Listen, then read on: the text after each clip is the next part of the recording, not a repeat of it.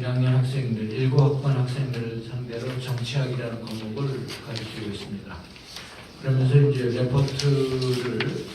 최근에 레포트를 입수를 시켰는데, 지금 우리나라의 외교 과제 중에서 가장 중요한 게 뭐라고 생각하느냐라고 하면서 한 샘플로 한 4가지를 줬습니다. 하나는 북핵 문제, 하나는 미세먼지 문제, 또 하나는 위안부 문제, 그리고 또 하나는 이제 뭐 남북 통일 문제, 뭐 이런 걸 줬습니다.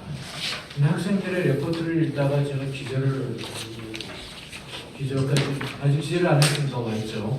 한 41명인데요. 41명 중에서 거의 한 30명 정도가 위안부 문제를 다뤘습니다. 제일 중요한 문제로.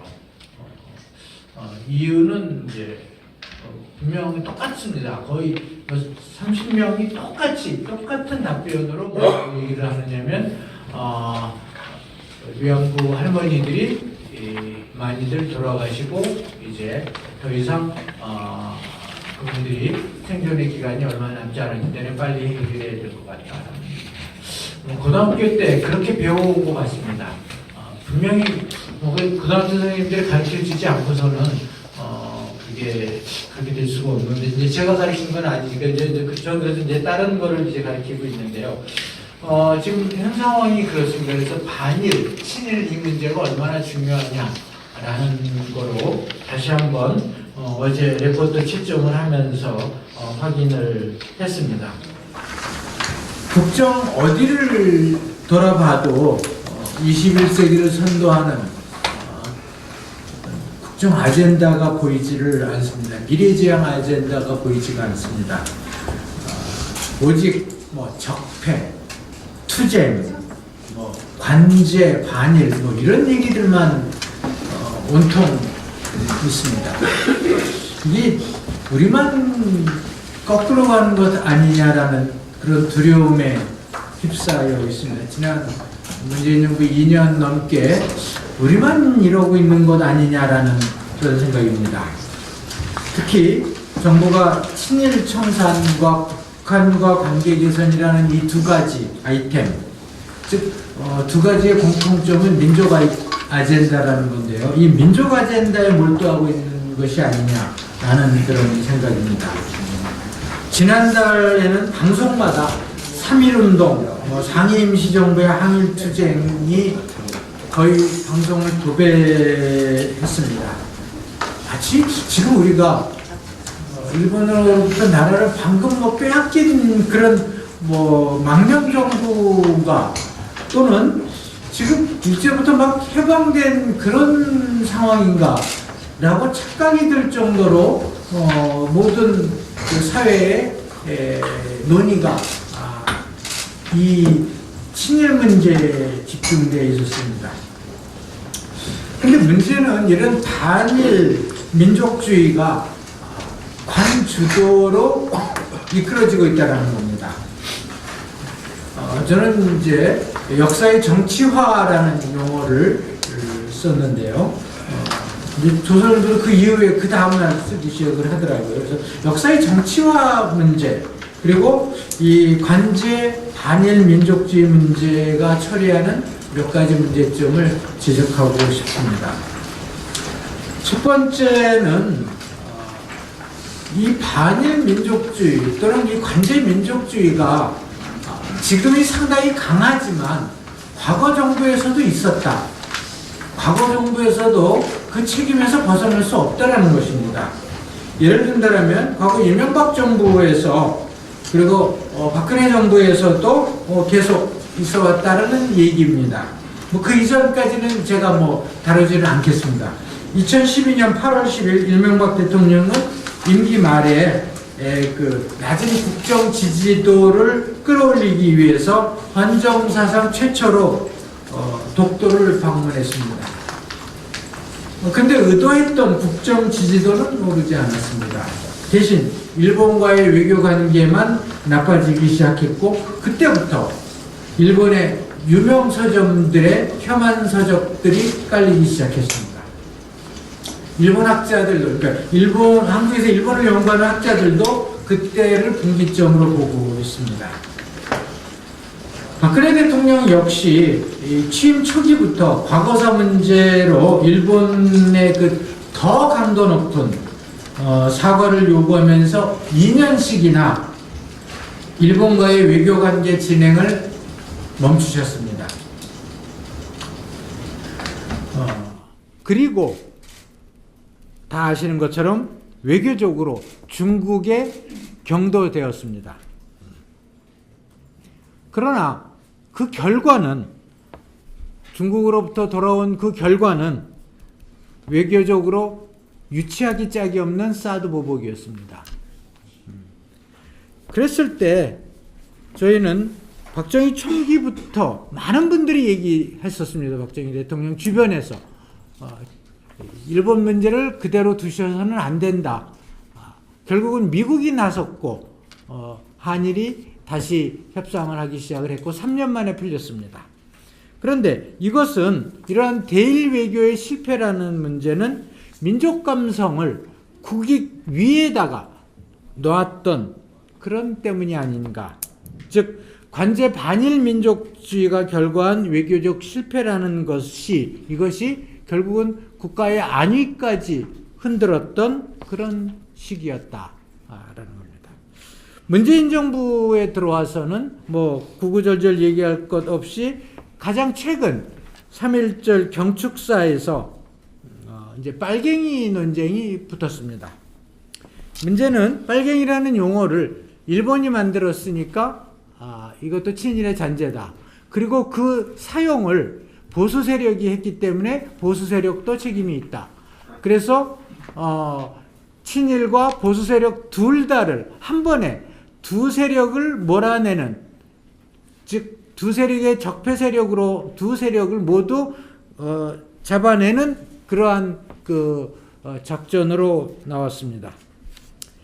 이에 대해서 역사학자이신 김동길 교수께서는 일제시대에는 빨갱이라는 용어가 사용되지 않았었다 라고 사실관계를 부인하셨습니다. 역사적으로 6.25 전쟁 때부터 사용됐던 것이다. 그 역사적 부정확성을 지적하셨습니다. 두 번째, 고려대 최장집 교수께서는 이건 관제민족주의의 모습이다. 이 친일 잔재와 보수를 연결시켜서 이것이 무슨 중국에서 벌어졌던 문혁과 같은 문화투쟁 같아 보인다. 좋지 않다라고 얘기하셨습니다. 그리고 이 자리, 지난번 이 토론회 자리에서 김광동 원장은 이 대중의 분노를 동원하는 정치라고 정의하면서 그 원인을, 이 반일민족주의의 원인을 문재인 정부가 정책 실패를 흐리게 하려는 목적 때문에 사용하고 있다라고 비판했습니다. 문제는 이러한 반일민족주의가 외교적 고립을 가져오는 문제라는 것이 상당히 저는 크다고 봅니다. 두 번째로는 관제 반일민족주의가 북한의 우리 민족끼리와 결합되는 그런 양상을 보이는 것입니다. 자, 보통 우리가 통일이라고, 왜 통일을 해야 되느냐라고 학생들에게 물어보면 100%가 다 우리는 한민족이므로 같이 살아야 된다라고 그럽니다. 요즘은 1인 가족 시대라고도 얘기를 하고 있는데 왜 한민족은 같이 살아야 되는지, 그러면 우리 인구의 10%가 넘게 외국에서 살고 있는데 그런 문제는 왜 다루고 있지 않는지에 대해서는 얘기하지 않고 있습니다. 선생님들이 그렇게 가르치시는 거죠. 우리 그 DNA 속에 그렇게 박혀 있습니다. 한민족은 같이 살아야 된다. 근데 이제 저는 뭐 거기에 동의하지는 않는 바이지만, 문제는 이 관제민족주의가 통일에 대한 지나친 감성적인 접근을 가지고 오고, 그 다음에 통일지상주의에 빠지게 될 가능성을 높여주고 있다.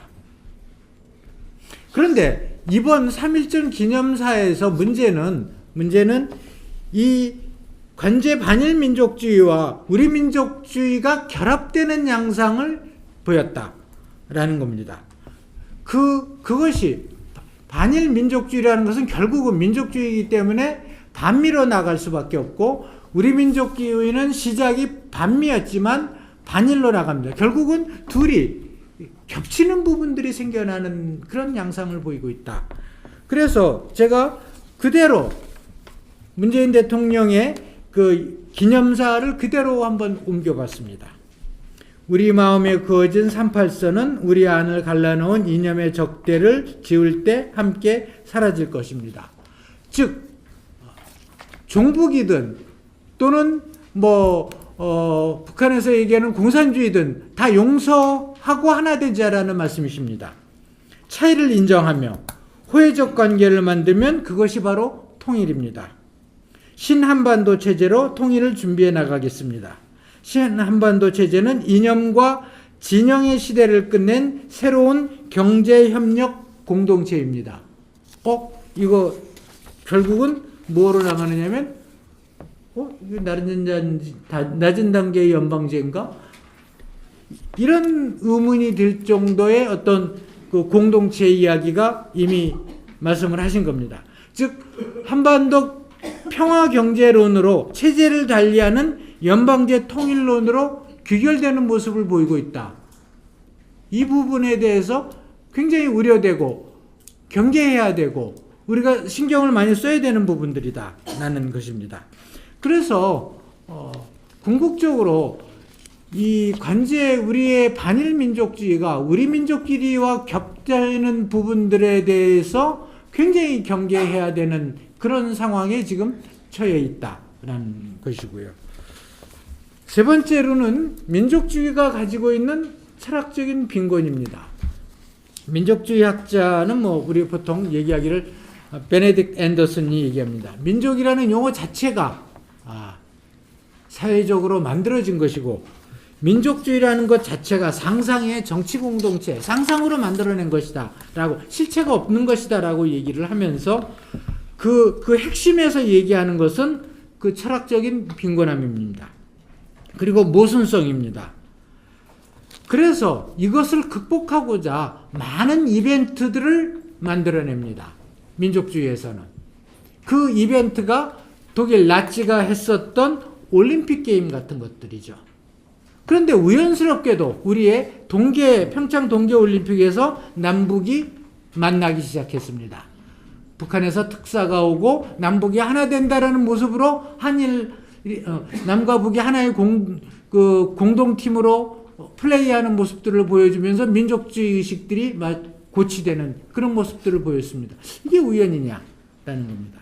그런데 저는 이런 민족의 과잉이 결국에 있어서는 개인의 자유와 인권 침해를 가져올 가능성을 저는 우려한다는 것입니다. 과거 일본의 야마토 관제 민족주의가 일본 군부를 태평양 전쟁으로 이끌었듯이 그 우익 민족주의가 일본의 우익 민족주의가 일본의 민주주의를 저해하고 있는 모습처럼, 그리고 과거 히틀러의 게르만 민족주의가 유태인 학살을 초래했고 결국은 2차 세계대전의 발발로 이끌어진 그런 모습들에서 지나친 민족주의가 결국은 자유주의와 개인주의의 어떤 부정적인 의미를 가지고 있다. 그렇게 작용할 수밖에 없다라고 저는 생각을 하는 겁니다. 그러면 우리는 어떻게 극복해야 되느냐라는 부분이 나옵니다. 사실 어제 대통령께서 사회원로 간담회에서 요즘 일본이 역사 문제를 국내 정치에 많이 이용했다라고 얘기를 하셨습니다. 간단한 해결책은 보이지 않습니다. 하지만 이런 많은 자리에서 국민들이 얘기를 해야지 결국은 전달된다는 의미에서 전달하고 싶은 메시지가 하나 있습니다. 궁극적으로 강제민족주의는 이웃을 악마화시키는 겁니다. 이웃은 나쁘다. 그리고 나는 선해. 라는 어떤 이분법적인 관점입니다. 이웃을 계속 나쁜 존재로 만듭니다. 그것이 이웃관계에 그렇게 좋은 것이냐, 미래지향적인 것이냐라는 것입니다. 그 예는 우리가 지난 수년간 개봉됐던 많은 영화들, 그리고 히트했던 많은 영화들이 반일 민족주의 영화들이었고 이웃 민족을 악마화하고 그들의 우리가 당했던 그런 참상들만 줌업시키는 그런 것들이었다. 그런데 그것을 강조하는 사람들이 과거에는 어떤 식으로 얘기했느냐?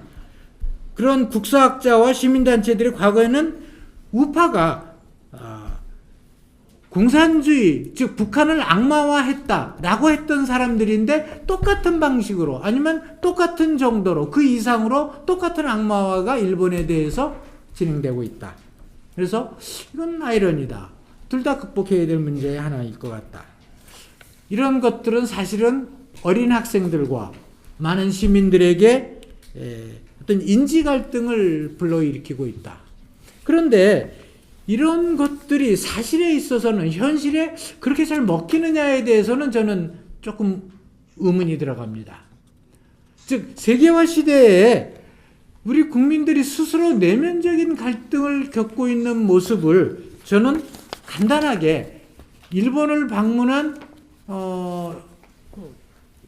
숫자, 외국인의 숫자를 보면 알 수 있습니다. 제가 그림 1에서 자료를 가져왔는 일본 정보관광국의 그 통계인데요. 2018년 통계입니다. 중국이 2018년에 838만 명이 일본을 방문했습니다. 한국은 753만 명입니다. 인구 비례로 본다라면 사실에 있어서 엄청난 차이인 거죠. 14억의 인구와 5,500만은 다르니까요. 그래서 인구 대비로 보면 전 세계에서 이웃을 가장 많이 가는 나라의 하나다. 그리고 우리가 이 주변에서도 그렇고 많은 음식점들을 보면 우리들이 일본 라면이나 또는 이자카야들은 보면은 우리 생활의 일부가 되어 있다. 그냥 우리의 음식으로 보여지고 있는 그런 현상까지 보이고 있고 그 집들의 그런 가게들의 그 상호를 일본말로 대놓고 쓰고 있습니다. 그게 장사가 되는 것처럼 그분들이 장사가 되니까 그렇게 하겠죠. 즉 제가 소녀상에 아랑곳하지 않고 대놓고 일본말로 간판을 쓰고 있다. 그렇게 장사가 되기 때문에 그렇지 않느냐라는 것은 어떤 의미에서 국민의식 자체로는 반대로 가고 있다. 정부가 관제민족주의를 들이밀고 있지만 특히 그리고 그것에 따라서 언론이 끊임없이 그것을 재생산해서 보여주고는 있지만 국민은 다르게 행동하고 있는 것은 아니냐. 이것이 어떤 이중성을 보이고 있다라는 의미입니다. 그래서 저는 이 부분이 관제 부분만 상당히 줄어든다라면 관계 회복에 있어서 충분히 좋은 결과를 낼 수도 있는 부분들이다. 그래서 저는 결론으로 이렇습니다. Enough is enough. 이만큼 해볼 만큼 해봤으면 미래를 함께 이야기하도록 이웃 국가를 정상 국가로 대접하는 게 좋겠다. 항상 내가 상대를 어떻게 대접하느냐에 따라서 나도 그렇게 대접을 받는 것인데 남 탓만 할 수 있는 상황은 아니다 라는 것입니다. 그래서 미래에 발생할지도 모르는 군사적인 위협도 있습니다. 즉 주한미군이 철수해서 주일미군으로 합류되는 가능성도 있습니다. 그런 상황, 미래 상황까지 대비해서 일본을 우리가 소홀히 취급해서는 안 된다.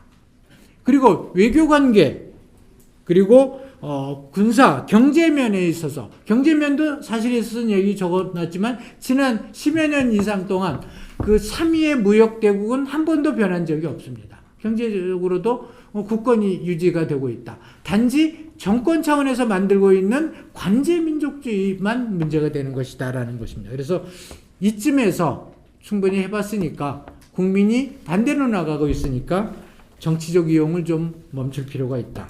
그리고 한국도 그리고 일본도 모두 미래를 위해서 역사의 정치화를 이쯤에서 멈추자라는 제안을 하는 바입니다. 고맙습니다. 네, 이런 얘기는 이제 제가 하는 게 맞겠구나 하는 생각도 들기도 합니다. 간단히 얘기해서 제가 원래 별로 점잖지는 못해가지고 점잖게 표현을 잘 못하는데 그러니까 이제 빨갱이들의 그 수법에 대한 얘기를 하는 겁니다. 그러니까 이제 친일 반일 소동. 예, 예. 뭐 간단하게 얘기해서 글에는 차마 그렇게 이제 거칠게 쓰지는 못하겠고 그래서 조금 점잖게 썼지만 빨갱이들의 이제 장난질 공작입니다. 공작. 예.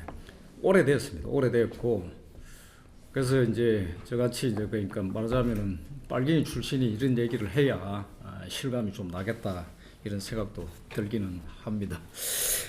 제 발제문을 이제 그 사실 순서를 이제 그 거꾸로 이렇게 쭉 보면은 그 오히려 좀 더 이해가 좀 되실 텐데 제 1번이 이제 말한 장면 1 뜬금없는 독립문 퍼포먼스 요즘의 얘기입니다. 근데 2번 갑자기 이제 그 4.19 때 이야기로 가죠. 그리고 이제 챕터에서 이제 3장으로 들어가면은 예, 그러니까 6.3 사태 이야기로 가고 시대의 차례대로 이렇게 거슬러 올라가는 겁니다. 그리고 더 거슬러 올라가서 해방공간 시대 이야기를 하고 사실은 이제 요즘에 뭐 적나라한 얘기들 뭐 수없이 많이 있습니다만 그보다는 이제 그다지 주목을 하지 않고 또 혹은 묻혀 있고 스쳐 지나가 버리는 얘기를 최소한 좀 덜 쳐낼 필요가 있겠다 싶어서 제가 조금 의도적으로 이 문제를 거론하고자 했습니다. 그래서 차례대로 거슬러 올라가 보면서 과연 그러니까 이런 이제 그 민족을 앞세운 그리고 걸핏하면 반일 또 뭐 누구를 친일로 딱지를 붙이고 하는 이런 부분들이 얼마나 그 어떤 그러니까 뿌리 깊은 어떤 그러니까 좌익들의 또 수법이고 얼마나 그게 뿌리가 또 깊은가 이런 부분을 좀 설명을 드리고자 합니다. 그런데 이제 두 가지는 같이 섞여 있습니다. 한편으로는 굉장히 고의적이기도 하지만 저놈들이 사실은 또 생각 이상으로 무식하기도 합니다. 사실 이제 문재인이라는 사람 이제 그 대통령 행세를 하고 있는 이제 이 문재인이라는 사람 보면 어떤 때는 그럼 하여튼 이상한 생각이 들 때가 많습니다. 어떤 때는 보면은 저 사람이 아주 이제 그 못됐구나 이런 생각이 들 때도 있고 하지만 또 한편으로는 정신이 조금 이상 뭐 이런 게 있나. 요번에 이제 한일 관계 문제와 관련해서 이런 표현이 있었던 것 같아요. 같은 자리에서 두 가지 이야기를 하고 있습니다. 하나는 한일 관계를 빨리 좀 회복을 했으면 좋겠다. 뭐 이렇게 이야기를 하고 또 한 가지는 일본들은 국내 정치적 어떤 자기들의 목적 때문에 뭐 한일 관계를 악화를 시키고 하면 그런 게 없으면 좋겠다. 근데 사실 그렇게 한 사람은 문재인이죠. 문재인 자신이 이제 그렇게 했었고, 근데 그 얘기를 또 하고 있고, 그래서 한일 관계를 회복을 하겠다라는 건지 아니겠다는지 알 수가 없는 정도의 뭐 이런 어떤 모습을 보여주었습니다. 근데 그만큼 그러니까 그 한편으로는 이제 그러니까 이게 그 자신이 이제 고정관념도 이제 그런 게 있겠죠. 일본을 아까 김인영 교수님 말씀하셨듯이 이제 그 고의적으로 악마화 시키고 있던 것들이 거의 이제 신념으로 이제는 굳어져 있다시피 하기도 하겠죠. 그러면서 그 이야기를 이제 반복하고 있는 것인데, 근데 그런 어떤 그 자기 확신과 상대를 이제 악마화시키고 자기 확신을 가지고 그렇게 하는 부분들은 대체로 사실관계에 대해서 잘 모르는 것과도 긴밀하게 다 연결이 되어 있다는 겁니다. 무식하다라는 거. 제가 이제 이번에는 직접 그렇게 이제 그런 장면을 보이진 않았지만 3.1절 요번에 이제 올해 3.1절 행사와 관련해 가지고 번번이 이제 특히 문재인이 이제 보여줬던 저런 퍼포먼스 관련해 가지고 참 거론을 할 만한 가치가 있나 없나라는 생각이 들 정도로 낯뜨겁고 창피하기도 했던 문제들이 사실은 독립문 관련이었습니다. 예. 올해는 뭐 독립문 앞에서 쇼를 하고 이제 이러지는 않았는데, 근데 어떻든 간에 참 올해도 우스웠던 거는 올해가 100주년 맞죠? 예, 100주년인데, 그러면 굉장히 의미있고 귀한 어떤 거니까, 그런 어떤 행사가 돼야 되지 않겠습니까? 인파가 이렇게 출발을 했다고 되어 있더라고요. 11시에 광화문에서 이제 본 행사를 하게 되어 있는데, 한 팀은 독립문 앞에서 출발을 하고 또 한 팀은 대한문 앞에서 출발을 해서 광화문에 11시에 집결을 해서 거기에서 뭐 문재인이 기념사를 하는 그 기념사에서 뭐 빨갱이 우는 뭐 이런 얘기죠. 빨갱이라는 말이 뭐 친일 잔재다 이런 이야기를 했는데, 근데 3.1 그 독립운동이 사실은 이제 그렇게 100주년 기념을 한다 그러면은 장소로서 가장 강력하게 부각이 돼야 될 장소는 어디겠습니까? 파고다 공원 아닙니까? 너무 당연한 얘기죠. 근데 그걸 아는지 모르는지 고의적인지 참 물어보기도 뭐하고 그렇습니다. 그런데 이제 난데없이 출발을 독립문에서 한다라는 거죠. 근데 작년에는 더 우스운 장면이 있었습니다. 저 문재인 이제 그 내외가 부부 내외가 독립문 앞에서 퍼포먼스를 했죠. 그 개량한 목 입고 독립문 앞에서 태극기 흔들고 이렇게 있던데 서대문 독립문하고 3.1 운동이 어떤 관계가 있죠? 긴밀한 관계가 있다고 믿고 있는 것 같아요. 독립문이 세워진 게 1897년 아닙니까? 1897년이고 그때는 일제시대가 아니고 그리고 그 독립은 일제로부터의 독립도 아니죠. 중국으로부터의 독립, 청으로부터의 독립을 이제 상징을 하는. 그리고 이제 독립협회가 만들어질 때 가장 중요한 사업으로 뭐 내세웠던 게 바로 또 독립문 건립이었고, 원래 그러니까 중국 사신을 맞이하던 영흥문이 있었던 자리죠. 은혜를 맞이한다라는 영흥. 그 자리에 그걸 흘러내고 세운 게 독립문. 그래서 중국으로부터 중화체제로부터 벗어난 걸 상징을 하는 건데 그 앞에서 태극기 흔들면서 독립문 퍼포먼스를 했습니다. 더 걸작은 이게 이제 아마 몰라서 그런 것 같아요. 그러니까 일제시대 때 그러니까 이 머리가 있으면 생각을 좀 해보면 되지 않습니까? 그러니까 그게 만약에 독립문이 반일본 제국주의에 반일의 어떤 상징성을 가질 만한 거다 그러면은 저들의 표현을 빌리자라면은 저 간악한 일제가 일제시대 때 독립문 가만 하나 뒀겠습니까? 다 흘러버리고 말죠. 근데 정반대였습니다. 1928년인가요?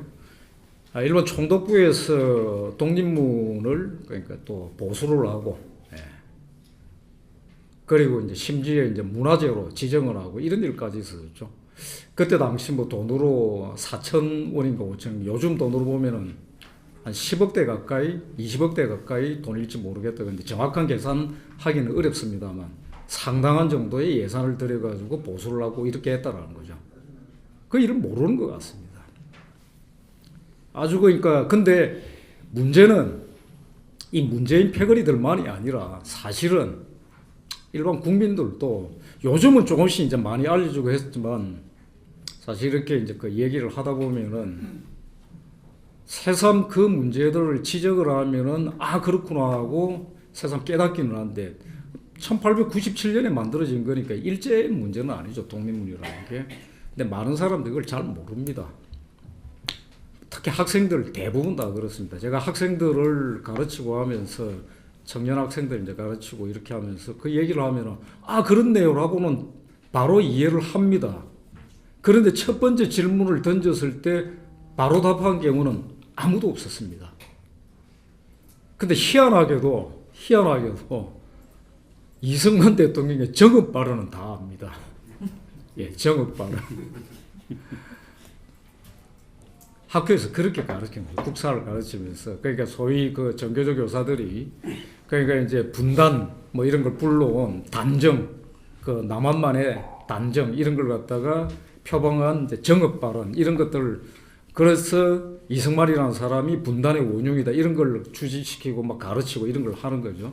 그러면서 독립협 우리 근대사에서 독립협회, 독립문 이런 것에 대해서 얘기가 나올 때 이 가장 기본적이고 초보적인 얘기를 안 하고 그냥 지나가 버립니다. 그리고 뭐 당연히 뭐 일본이 문화재로 지정을 하고 보수공사까지 했다 이런 얘기는 절대로 안 하죠. 그래서 독립문 앞에서 3.1절 퍼포먼스를 다 하는 겁니다. 더 거슬러 올라서 정말 또 웃기는 거는 이제 그 문재인이라는 사람이 독립문을 굉장히 좋아하는 것 같아요. 그 2012년인가요? 지난번 대선 말고 처음에 이제 그 박근혜 후보하고 부딪혔던 이제 그 선거, 대통령 선거 때 그때 출마 선언을 또 독립문 앞에서 했더라고요. 이렇습니다. 이게 정말 이제 우스운 일들이 이제 이렇게 있다는. 근데 이제 그게 이 문재인과 그 패거리들, 이 이제 행사를 기획한 사람들이 그만큼 문재인 이 정권의 패거리들 자체도 그만큼 무식하다라는 얘기겠죠. 그런데 이제 그들만 욕할 문제도 아니고 과연 이 문제들을 우리 국민들은 일반적으로는 제대로 알고 있긴 한가. 그리고 이 참 낯뜨거운 이 장면들에 대해서 그러면은 언론들이 이런 어떤 그 핀트가 안 맞다는 지적을 제대로 하긴 했는가. 3.1절 100주년 행사를 하면서 파고다 공원은 왜 빠졌는가라는 어떤 지적이 있는 그런 칼럼도 논설도 본 적은 없습니다. 이랬다라는 겁니다. 그러면서 끝없이 친일 반일 소동이 일어나죠. 요번에 그러니까 저도 뭐 언뜻 그런 어떤 소동이 벌어져가 이런 일도 있구나라는 걸 알았는데 걸그룹 사나라고 하는 어떤 그런 어떤 걸그룹에 이제 가수가 있나 보죠. 예. 근데 알고 보니 이제 일본인인가 보더라고요. 멤버인데. 그래서 이제 그 일본에 이제 그 천황이 이제 그 바뀌고 뭐 이렇게 되면서 거기에 이제 뭐 소회를 토로하고 뭐 이런 것들이 있었는데 거기에 대해서 어떤 뭐 강제징용 그러니까 할아버지가 강제징용의 피해자인데 거기에 그 일본에 이제 그런 어떤 그 걸그룹 그 멤버에 대해서 굉장히 유감스럽다라고 얘기를 해놓은 게 있는 걸 봤습니다. 1943년에 일본의 강제징용으로 할아버지가 끌려갔었다 이렇게 나와 있더라고요. 이게 또 참 창피한 이야기인데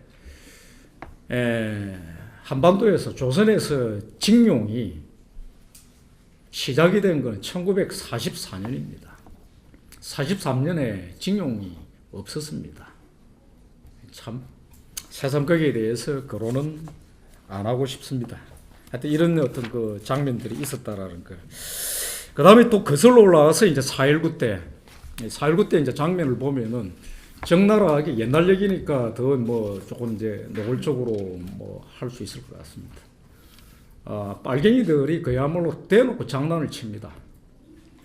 이영일 의원이라고 혹시 기억을 하십니까? 이제 민정당 광주 출신입니다. 이제 광주일고 출신이시죠. 4.19 세대고 4.19 때 이제 그 뭐 데모하고 이런 것보다도 이분의 이제 이력에서 더 중요한 4.19 세대라기보다는 더 중요한 어떤 이력은 4.19 직후에 민통련 활동입니다. 사실 빨갱이 조직입니다. 그 활동인데 뭐 어떤 활동이냐? 가자 북으로 오라 남으로 이 활동입니다.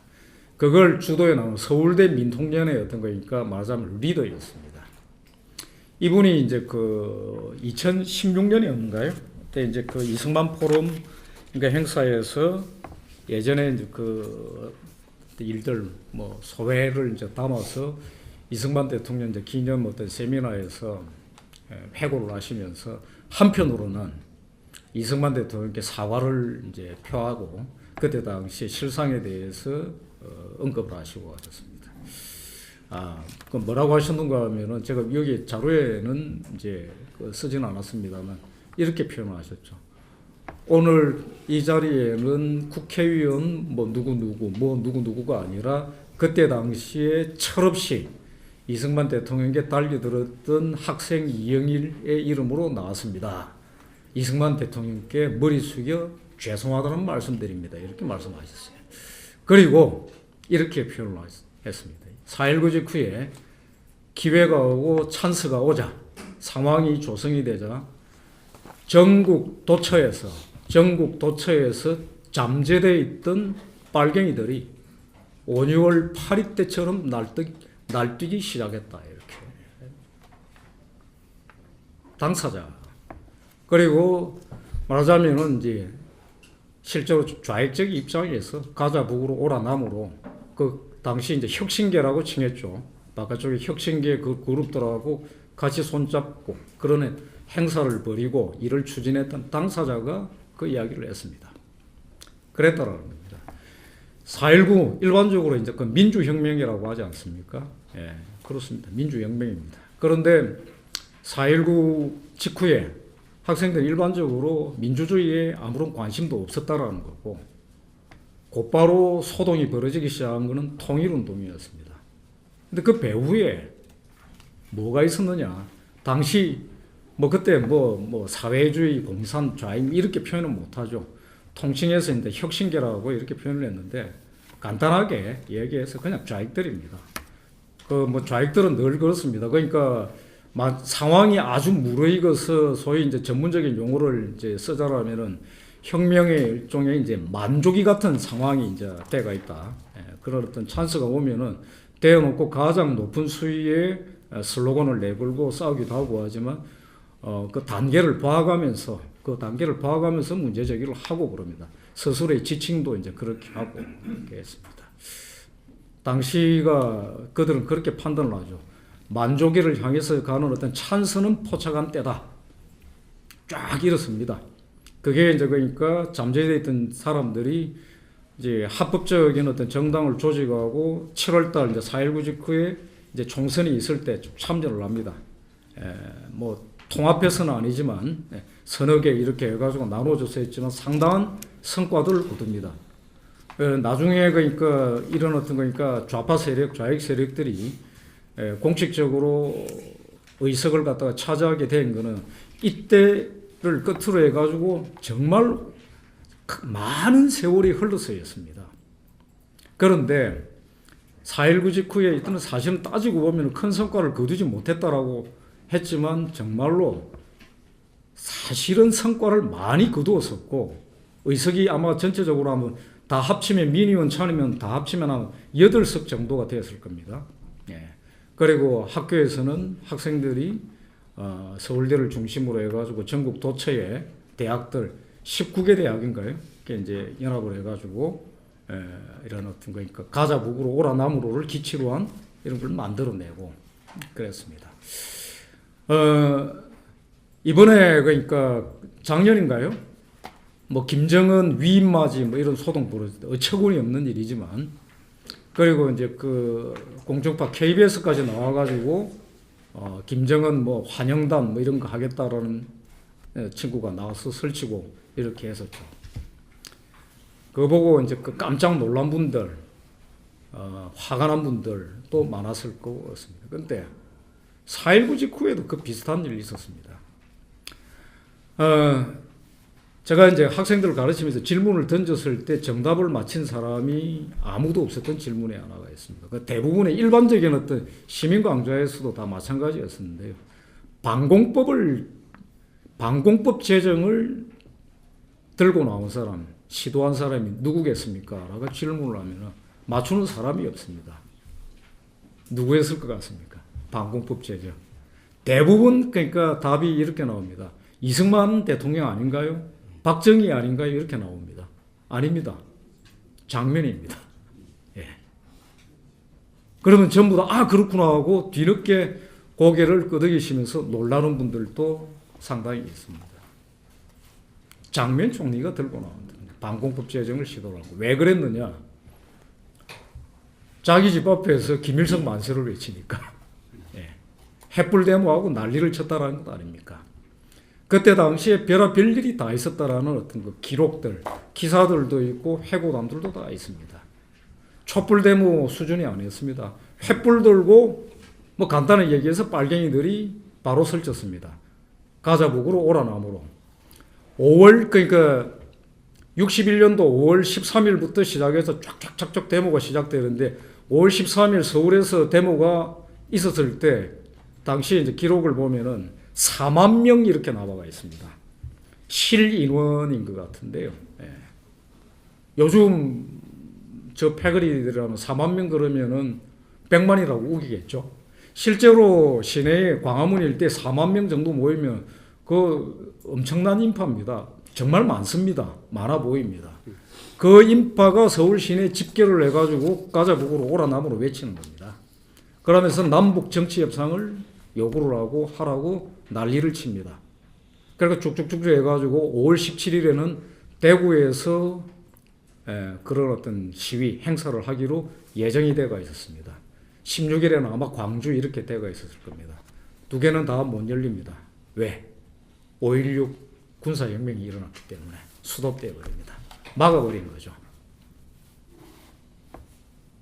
좌익들이 있었던 겁니다. 그리고 그때 김일성이 또 그러니까 어떤 입장을 가지고 있었던가가 기록에 다 나옵니다. 나중에 다 밝혀졌습니다. 당시 이제 그러니까 평양 주재 이제 소련 대사가 그러니까 김일성에게 권유를 하고, 그리고 바로 그때 연방제라는, 우리가 지금 이제 굉장히 걱정을 하고 우려를 하고 하는 연방제 있지 않습니까? 연방제 통일 방안. 그걸 최초로 제기한 게 바로 그때였습니다. 김일성이가 소련의 어떤 그러니까 조언을 적극 받아들여 가지고 연방제를 제기를 합니다. 그리고 거기에 남쪽의 소위 혁신계들이 적극 호응을 합니다. 빼고는 다 그렇게 하는 겁니다. 이런 장면이 4.19 때 펼쳐졌고, 실제로 그랬다라는 겁니다. 당시에 이제 그 소련 대사뿐 아니라 다른 어떤 나라의 이제 그 평양 주재 대사였던 사람들의 회고담을 보면은 김일성은 사태에 대해서 상당한 기대를 품고 있었다. 미국 그 북한 주도의 그들의 표현 평화 통일이라고 그러죠. 적화 통일입니다. 평화적 적화 통일을 할 수 있을 것 같다라는 기대를 품고 한편으로 연방제를 제기를 하고, 그리고 남쪽에서 가자 북으로 오라 남으로 열심히 해주고 그걸 제압을 못하면은 할 수 있다, 이렇게 왔다라는 겁니다. 희망을 가졌다라는 거죠. 저는 5.16이 그걸 수습시켰다고 생각을 합니다. 만약에 그게 없었으면은 그 김일성의 희망에 그치지 않았을 수도 있었을 겁니다. 현실이 되어버릴 수 있었다라는 거예요. 그때 위력을 떨친 게 민족, 한민족인데 그러면서 통일, 이렇게 간 겁니다. 그때 우리 민족끼리라는 표현은 나오지 않았지만 그거죠. 자, 건너뛰어서 이제 6.3 사태 말씀드리겠습니다. 6.3 사태. 6.3 세대로서의 그 자랑을 하는 그 분들이 조금씩 있었죠. 참. 거기에 그러니까 어떤 그 역사적인 어떤 그 흐름, 시대적 어떤 이런 것에 그러니까 그 이론으로서 참가했던 모든 분들이 모든 전모들을 다 알고 있을 수는 없을 겁니다. 분명히 그렇습니다.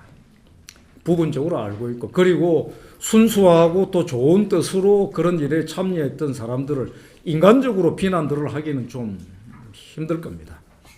가령 이명박 대통령 같은 경우에서도 6.3 세대로서의 긍지 같은 걸 가지고 있다고 그러죠.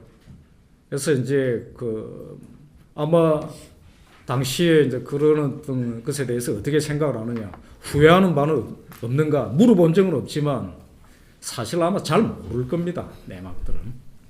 근데 이제 6.3 사태가 이제 그랬습니다. 6.3 사태의 이면에도 그랬습니다.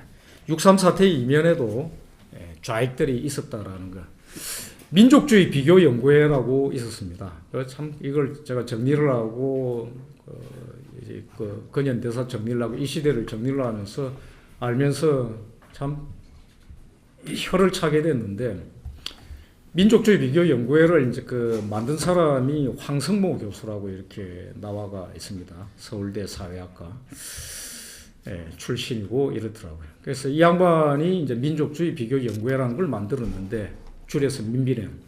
이 민비련이 이제 그러니까 당시에 그 한일협정 반대 시위 처음 시작이 되는 바로 그 전날 세미나를 하고 문제 제기를 하고 줄곧 그 내용을 갖다가 그 제기를 하고 이끌어 나갑니다. 근데 이제 그 취지 내용이 뭔가 하면은 제3세계 민족운동을 비교 연구한다, 뭐 이런 취지였습니다. 근데 사실은 알만한 사람은 다 아는 얘기지만 제3세계 민족운동, 민족해방운동을 비교 연구한다 그러면은 그건 뭐 다 레닌 공부하고 스탈린 공부해야 되는 겁니다. 그걸 빠질 수가 없습니다. 그런데 그것을 만든 황성모 교수라는 사람의 이력이 참 희한합니다. 이 사람이 이제 만든 건데 6.25에 참전을 했어요. 병사로서. 그런데 국군이 아니고 인민군으로 참전을 한 사람입니다. 거제 포로수용소에서 석방이 됩니다. 어쩌어째 해가지고 나와가지고 그런 이력을 가진 사람입니다. 대한민국이 만만한지 말랑말랑한 건지 아니면 어디가 나사가 빠진 건지 이 사람이 그런데 독일로 유학을 갑니다. 베를린 유학 가가지고 사고 칩니다. 동베를린을 갑니다. 그래서 소위 많이 들어보셨던 동백님 사건, 동베를린 사건. 동백님하고 동백은 아무 관계 없는 건 잘 아시죠? 예, 예, 그렇습니다. 그래서 이제 동백님, 동베를린에 가가지고 동백님 사건 관련자들 그 등장하는 사람들 다 만납니다. 다 만나가지고 잡히죠. 황성우 교수는 여러 번 그러니까 잡힙니다. 이 공화 사건에 여러 번 걸려 들어가는데 소위 이제 민비련 사건이라고 문제가 돼서 터진 사건에도 뭐 그 외에 뭐 그 인혁당 사건 하도 관련이 되고 계속 이렇게 동백님 사건에도 관련이 되고 계속 관련이 되는 겁니다. 근데 그때마다 이렇게 이야기를 합니다. 사람 만난 게 죄냐 뭐 이렇게 이야기를 하고 말이죠. 양반 그러니까 돌아가실 때까지 모든 건 다 조작이라고 우겼던 이제 그런 분입니다. 그런데 아무튼 이건 전부 다 그대로 팩트입니다.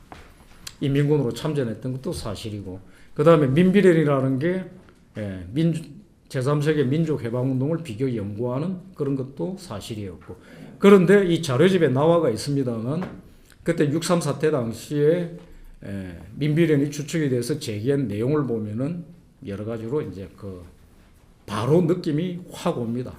좌익이 아니면 할 수 없는 이야기들을 하고 있습니다. 이랬던 겁니다. 이게 있었습니다. 열렬하게 치고 나오고 싸우고 이렇게 했었습니다. 자, 이제 해방 공간 시대를 더 거슬러 올라갑니다. 예. 해방 공간. 김구 선생에 대해서 부정적으로 거론하기는 참 불편합니다. 자칫하면 역풍을 맞을 수 있고 이런 지점이 좀 있죠. 그런데 명백한 거는 대한민국의 건국에는 반대하는 입장은 분명히 그렇게 하셨죠. 그렇습니다. 그렇게 했고 그 반대편에 섰고 명백한 사실이죠. 그런데 왜 그랬을까라는 본인의 판단 착오의 문제도 있습니다. 그런데 절대로 빠뜨릴 수 없는 간과할 수 없는 문제가 자료집에 좀 언급이 되어 있습니다. 성시백이라는 간첩이 있습니다.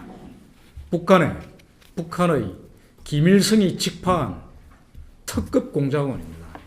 그러니까 그 북한에서 최고 수준의 예우를 받고 있는 그 뭐 후손들도 뭐 그렇게 예우를 받고 있는 최고의 영웅 대접을 받고 있는 김일성이 직접 이제 직파한 이제 공작원입니다. 이 사람이 남쪽에서 광범위하게 누비면서 작업을 합니다. 바로 그러니까 김구 선생 바로 옆에도 있었습니다. 남북 협상에 나서도록 하고 단정 수립에 반대를 하도록 하고 이런 게 있었던 겁니다. 이때도 원래 그러니까 해방공간 시대의 민족이라는 구호는 사실은 그러니까 우파 보수 우파 진영의 우익의 이제 것이었죠. 그런데 이렇게 되면서 어느 순간 바로 이때부터 이 시점부터 민족을 앞세운 어떻게 이제 분단이 되느냐 이렇게 하면서 넘어가 버리는 겁니다. 그런데 이게 더 이제 거슬러 올라가서 민족을 앞세운 소위 이제 민족 공작이라고 할 수 있습니다. 민족 공작 이런 어떤 그러니까 전략 전술 이런 부분들은 막스 레닌주의 진영의 좌익 진영의 고유한 수법이고 기본 전술입니다. 특히 그러니까 레닌 이후에 그러니까 그 마르크스 시대 말고 레닌 이후에 스탈린 거치면서 이 어떤 그러니까 전략 전술은 완전히 완성이 되어 가지고 특히 제3세계를 상대로 해 가지고 그 이후에도 강력하게 이렇게 이제 펼쳐졌습니다. 여기에 그대로 그대로 적용이 됐던 겁니다. 이걸 잊어서는 안 된다라는 거예요. 근데 지금 이제 어떤 일이 벌어지고 있느냐? 이렇게 지금 이제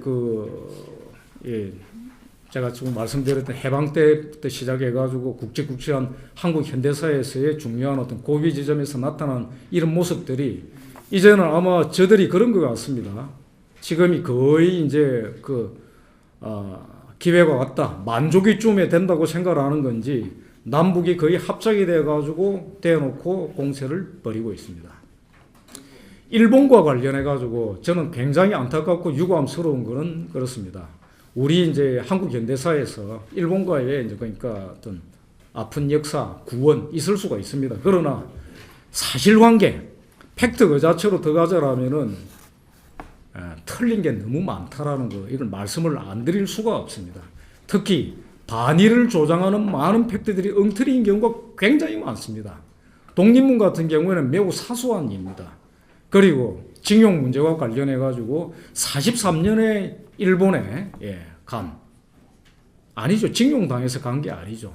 징용은 44년부터 시작이 됐는데 위안부 문제 마찬가지입니다. 그 수많은 예들이 있습니다. 그리고 일본과의 관계 문제가 한국과 일제시대 문제를 떠나서 현대에 특히 들어와 가지고 일본과의 관계는 한국의 발전에 긍정적인 역할을 한 게 압도적이었다는 게 사실입니다. 이 부분들을 또 빼버리고 있다는 거죠. 그런데 일제시대가 끝난 거는 1945년 8월 15일 일본이 원통받고 항복을 하면서 끝나지 않았습니까? 근데 그게 끝난 지가 언젠데 일본을 붙들고 있어요. 그리고 6.25 때 북한이 그리고 북한을 앞세운 북한 괴뢰를 앞세운 국제사회주의 공산주의 진영이 우리를 침공을 하지 않았습니까? 그렇게 해서 얼마나 많은 희생을 치렀습니까?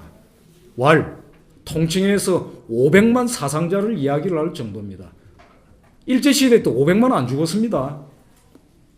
6.25 때 저들이 그 일을 저질렀기 때문에 500만 사상자를 이야기를 합니다. 그리고 1000만 이상 가족을 이야기를 합니다. 그런데 일제시대로 가버리면서 이야기를 하죠. 우리 민족끼리 이야기를 하고 이렇게 하면서 일본에 대해서는 쌍심지를 돋구고 민족 전술이고 아주 간단하게 얘기를 하자라면은 고의적인 기만이고 조작이고 이런 겁니다. 그러니까 사기와 기만의 바탕을 둔 또 무식하기도 하고 이런 어떤 공작이라는 민족 공작이라고 이렇게 얘기를 할 수밖에 없는 의도가 있는 겁니다. 우리 민족끼리라고 하지만 냉정하게 따져서 물을 때 답을 하는 사람이 없죠. 저쪽은 북한은 자신들을 김일성 민족이라고 하지 않습니까? 우리가 김일성 민족인가요? 학생들 보고 김일성 민족 할래라고 물었을 때 그러겠다고 한 사람 아무도 없습니다. 그런데 우리 민족끼리를 이야기를 하고 이번에 3.1절 우리 내면에 38선이 어쩌고 저쩌고 가정스러운 이야기가 되는 겁니다. 이런 부분에 이제 놀아나게 되면은 지금 그러면서 민족을 이제 구호를 다시 만들어내고 반일을 조장을 하면서 만들어내면서 계속 나아가고 있는 게 목적이 이제 있는 겁니다. 목적이 있는 게 지금 패스트 트랙 이런 어떤 무리까지 해가지고 하는 부분들에 자기들도 완전한 확신을 가지고 있는지 아닌지는 알 수 없겠지만 내친김에 무리를 해서라도 연방제까지도 밀어붙여 보겠다라는 뜻이 분명히 보입니다. 그러니까 사람들이 채 인식도 못하는 어떤 방식으로 은근슬쩍 사실상에 대한민국 전체를 종북화시켜버리는 어떤 거니까 일종의 합법적 방식으로 그렇게 하는 것을 지금 시도를 하고 있는 겁니다. 이런 부분들이 때문에. 그래서 지금 일본 문제와 반일 친일 문제와 관련해서 얘기를 하자면 도대체가 한국 사람들이 지금 적과 동지를 제대로 구분 못하는 이런 상태에 빠져버린 겁니다. 적과 동지를 누가 적인지 동지인지 구분을 못하게 되면은 잘못하면 죽습니다. 태행적 창난이고 국가가 대한민국이 위험에 빠진다라는 거. 그리고 그 국가가 위험에 빠지게 되면은 그 속에 국민도 위험에 빠지는 겁니다. 지금 우리가 그 길로 치닫고 있다라는 거. 마지막으로 예전에 제가 빨갱이 학생운동권 시절에 기억나는 에피소드 하나 말씀드리겠습니다. 그때도 반일 문제가 굉장히 중요했습니다. 반일 데모. 알고 있었고 제가 나중에 상급자가 되어서는 지휘를 그렇게 했습니다. 3.1절이라든가 이런 때 여러 가지 계기만 되면은 반일 데모를 조직하고 강력하게 하는 게 중요했습니다. 이유는 간단했습니다. 그걸 고리로 해서 반미투쟁으로 나아가는 겁니다. 그러니까 제국주의와 맞서는 것 이런 부분들 그 다음에 반일 문제를 계기로 해가지고 그걸 갖다가 부각을 시키고 더 나아가가지고 늘 목표는 제가 그렇게 후배들을 또 가르치고 이렇게 했습니다. 총체적으로 이걸 계기로 해가지고 제국주의의 문제 이런 걸 갖다가 드러내고 해가지고 궁극적으로 미국과 맞설 수 있는 이런 부분들을 보편화 일반화시키는 것들을 한다 이렇게 했던 겁니다. 이게 저들의 의도입니다. 그리고 지금은 이제 노골적으로 이렇게 나오고 있다는 거 말씀드리겠습니다. 여기까지 하겠습니다. 예. 두 분 발제자분의 좋은 발표를 들었습니다. 여기 계신 분들이 다 쟁쟁하신 분들이 청중으로 오셔서 제가 뭐 토론의 말씀을 추가하기가 굉장히 긴장이 되네요. 그냥 해보겠습니다. 반일 민족주의라고 할 때 우리가 두 가지 단어가 섞인 거죠. 반일이라는 것하고 민족주의 아닙니까?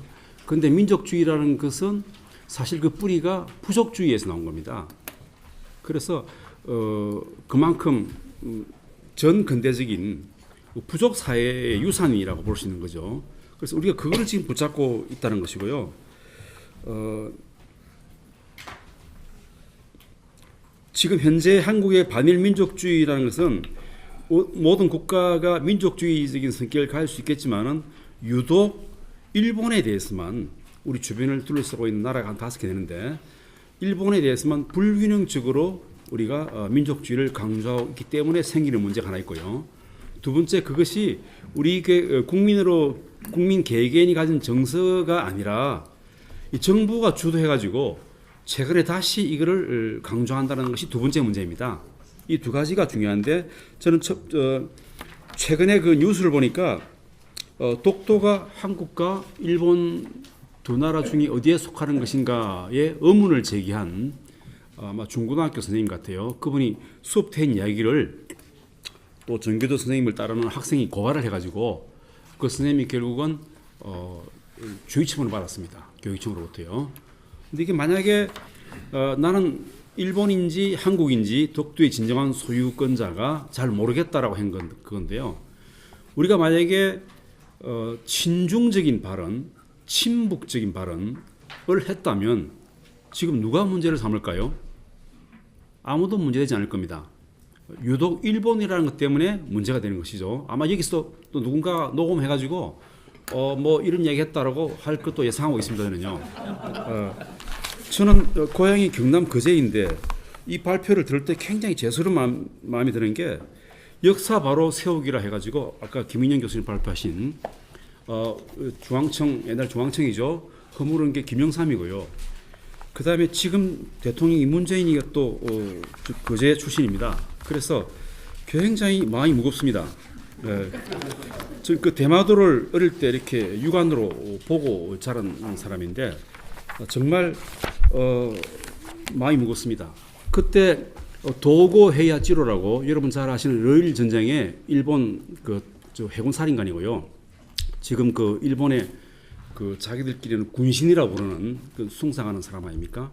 그 장군의 동상이 바로 우리 동네에 있습니다. 밭에 지금도 동상은 놓고 기다만 남아 있어요. 그러니까 해방이 되고 나니까 동네 사람들이 그 사당 유적지에 있던 신사지역에 있던 비석이나 돌을 갖고 가지고 전부 다 부순 게 아니고 부쉈다면 애국적인 마음이겠죠, 그죠? 들고 와가지고 자기 집 앞에 신발 놓는 자리에 있었습니다. 뭡니까? 그건요 애국심이 아니라 컴플렉스예요. 일제라는 거, 일제. 예. 이거 얼마나 좋은 거냐는 거죠. 황토 바닥에 사는 사람들이 돌을 가지고 쓰는 거 아닙니까? 우리가 지금 가지고 있는 반일 민족 프레임이라고 애써 강조하지만은 여러분 제가 가방을 들었는데 가방이 일본 말이에요. 고구마가 일본 말이고요. 이자카야 아까 말씀드린 저는 술을 안 먹습니다만 이자카야라는 건 우리 다 일상화된 거 아닙니까? 라면 일본에서 온 거고요. 이미 우리의 한 부분이 되어 있음에도 불구하고 누군가가 인공적으로 우리가 개우 암으로 가던 상처를 다시 찔러서 상처를 다시 일으켜가지고 이 상처를 준 사람이 바로 일본이다 라는 걸 애써 강조하는 데서 문제가 되는 거라고 생각합니다. 그래서 우리가 그런 반일의 사유들은 뭐냐? 보통 이 정부가 내세운 게 있는 겁니다. 과거의 사과가 부족했다는 거죠. 그죠? 공식적으로 늘 내세우는 거 아닙니까? 늘 내세우는 거죠. 그러면 어느 시점까지 사과를 해야 되느냐? 그 다음에 어떤 수준까지 해야 되느냐? 어떤 용어를 해야 되느냐? 그래서 일본도 참 고생해요. 그죠? 우리가 사과하면 어떤 말을 만들어야 되냐? 뭐 통석이란 말도 만들어보고 뭐 정말 충심으로 사과한다는 말도 만들어보고 계속 이렇게 하는 거죠. 그래서 1965년 한일 국교를 다시 맺을 때에 너무나 잘 아는 얘기입니다. 한일 청구권 협정 제가 페이지 30페이지 보시면 뭐 이러이러한 것을 지급한다 되어 있고요. 이것으로서 청구권과 관련된 모든 문제가 최종적으로 완결된다고 대한민국 정부와 일본 정부와 공식적인 조약으로 맺은 거 아닙니까? 그렇죠? 이걸 강요한 게 아니고요. 맺은 겁니다. 그럼에도 불구하고 이것이 헌법의 위반이다. 다시 문제를 삼고 계속 하고 있는 우리나라의 현실이거든요. 그것도 국가가 아니고 국가가 주도해서 그렇게 하고 있는 거죠. 헌법재판소 결정은 2015년 결정입니다. 한일 청구권 협정은 위헌 심판 대상이 아니다는 거죠. 그걸 받아들여야 한다는 거 아닙니까? 그 다음에 두 번째 반일 민족주의의 근거로 삼는 공식적인 이유가 일본이 군사 대국으로 일어선다는 걸 굉장히 강조를 합니다. 우리가 일본과 중국의 뭐 조그만 섬 분쟁을 할 때 여러분 어느 편에 드십니까? 한국에서는 항상요 중국도 싫고 일본도 싫은데 일본도 싫어하는 이유 중에 하나가 저놈들 옛날에 태평양을 장악하고 거대한 군사 대국 가지고 있던 정천 우길기를 쥐고요 그 함정을 운행하던 그 시절을 기억하고 있는 것이죠. 그런데 일본이 군사 대국할 가능성이 있다는 것과 반일이라는 것은 인과관계가 거꾸로 되어 있는 겁니다. 일본은 군사 대국화하는 그 조짐을 보인 이유가 뭡니까? 북핵이고 아시아에서 한국이라는 나라가 일본과의 동맹을 떨어져 가지고 북한과 가까이 갈 가능성 때문에 군사 대국화의 가능성이 높아지는 것이지 군사 대국화를 하기 때문에 우리 반일을 한다는 것은 인과관계가 거꾸로 된 거거든요. 그 다음에 진정한 이유는 세 가지라고 제가 봤습니다. 그 30페이지 보시면요. 첫째는 이겁니다. 제가 보기에는요. 일본과 혹은 미국에서 교육을 받고 독립운동을 해온 우리의 선조한 계열이 있습니다. 우리 이승만이나 뭐 이런 분들 되겠죠. 그 계열의 건국운동 노선을 이걸 적폐시단으로 연결할 고리를 찾는 겁니다. 우리가 대한민국에 건국하는 과정에서는 그런 계열도 있고 또 잘 아시다시피 중국에서 항일 및 건국운동을 하는 사람도 있지 않습니까? 이 한 계열을 적폐시로 연결하려면 반일이라는 프레임으로 몰아가야 되는 겁니다. 항일 노선, 뭐 일본과 미국이 아닌 그 중국 노선을 찾아야 되겠죠. 그런 입장에서 역사 변개 운동의 하나로 하는 것이 첫 번째 이유이고 두 번째는 이 수준에서 멈추는 게 아니고 한 걸음 더 나아가지고 친북적 통일 정책의 정당화 근거를 위한 겁니다. 다시 말하면 처음에는 중국 노선, 특히 임정이라는 걸 가져오겠죠. 김구나 조수왕이와 이동희 이런 사람들 가져와가지고 임정의 중요한 인물을 다시 살립니다라고 하는 걸 강조하지만은 그 임정을 자세히 보면 자기들이 생각하는 항일운동에 대한 영향력은 미미한 거죠. 정직하게 말하면 그죠? 운동의 제약성이나 그 실효성이라는 측면에서 한계가 있었던 거 아닙니까? 그럼 어떻게 되냐? 더 실질적이고 더 투쟁의 역할을 한 실천적인 행동을 한 계열로 자연스럽게 넘어갑니다. 그게 뭡니까? 항일 빨치산들이에요. 그래서 그 다음에는 공산주의 및 사회주의 계열로 필연적으로 넘어가게 되어 있습니다. 그래서 지금 벌써 김원봉이가 뭐 영화 몇 번 나오더니만 이미 벌써 뭡니까? 보훈처장이 뭐 서운을 하겠다 나서고 있고요. 주세죽, 박차정, 나 누군지 아시죠? 네. 이런 사람까지 이미 연결되었습니다. 그 다음 연결이 누구겠습니까? 박헌영과 김일성이를 항일운동 했다 할 때 반대할 사람 누가 있습니까? 딴에는 항일운동 한 사람들 아닙니까? 제가 이런 얘기 하니까 어떤 분이 이렇게 하더라고요. 여러분 눈물선 도망강이라는 노래를 다 알고 있는데 한국 사람이 많이 부른다고요. 그 노래 실질이 뭔가 아느냐?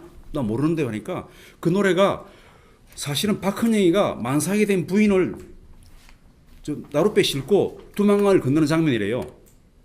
여러분 처음 듣습니까? 저도 당황스러운데 그게 사실인지 아닌지 모르겠지만은 만약에 박헌영이가 항일운동 했다는 것에 대해서는 뭐 아무도 반대 안 하죠. 맞죠? 그죠? 김일성도 항일운동 했겠죠. 그래서 항일운동이라는 개념으로 반일 항일로 몰아가면 필연적으로 그 다음에 그 사람들이 들어올 자리가 생기는 겁니다. 그 다음에 국내적으로는 이런 요인이 있다고 생각합니다.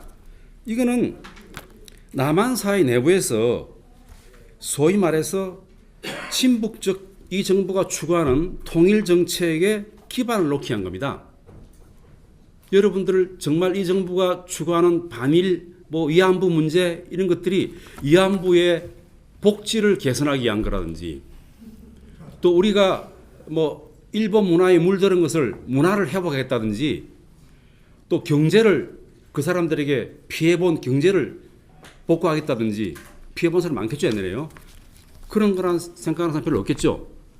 그래서 지금 진정한 의미는 경제정책도 문화정책도 복지정책도 아니고 좌경 통일정책 및 거기에 대한 반대하는 세력을 진압하기 위한 문재인판 사회정화정책이라고 저는 봅니다.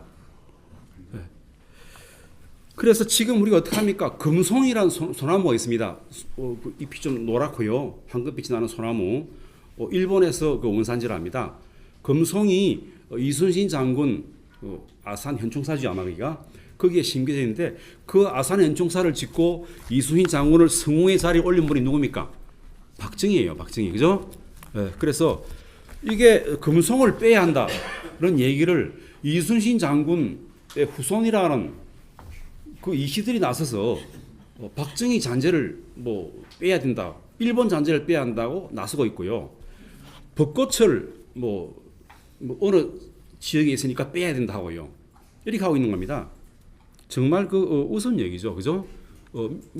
윌리엄 태프트가 일본에 있다가 미국 돌아가서 대통령이 되는데 그때 심은 나무가 여러분 타이달 베이스는 워싱턴 DC에 있는 유명한 벚꽃 아닙니까?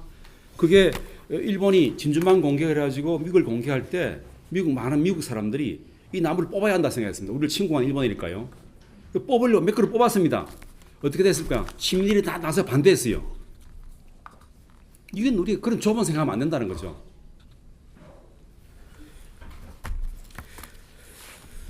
친중, 친일, 친북, 친미, 친러 놀랍게도 우리가 100년 전에 그 구도에 그대로 연장이 되어 있습니다. 어디로 가야 되는가?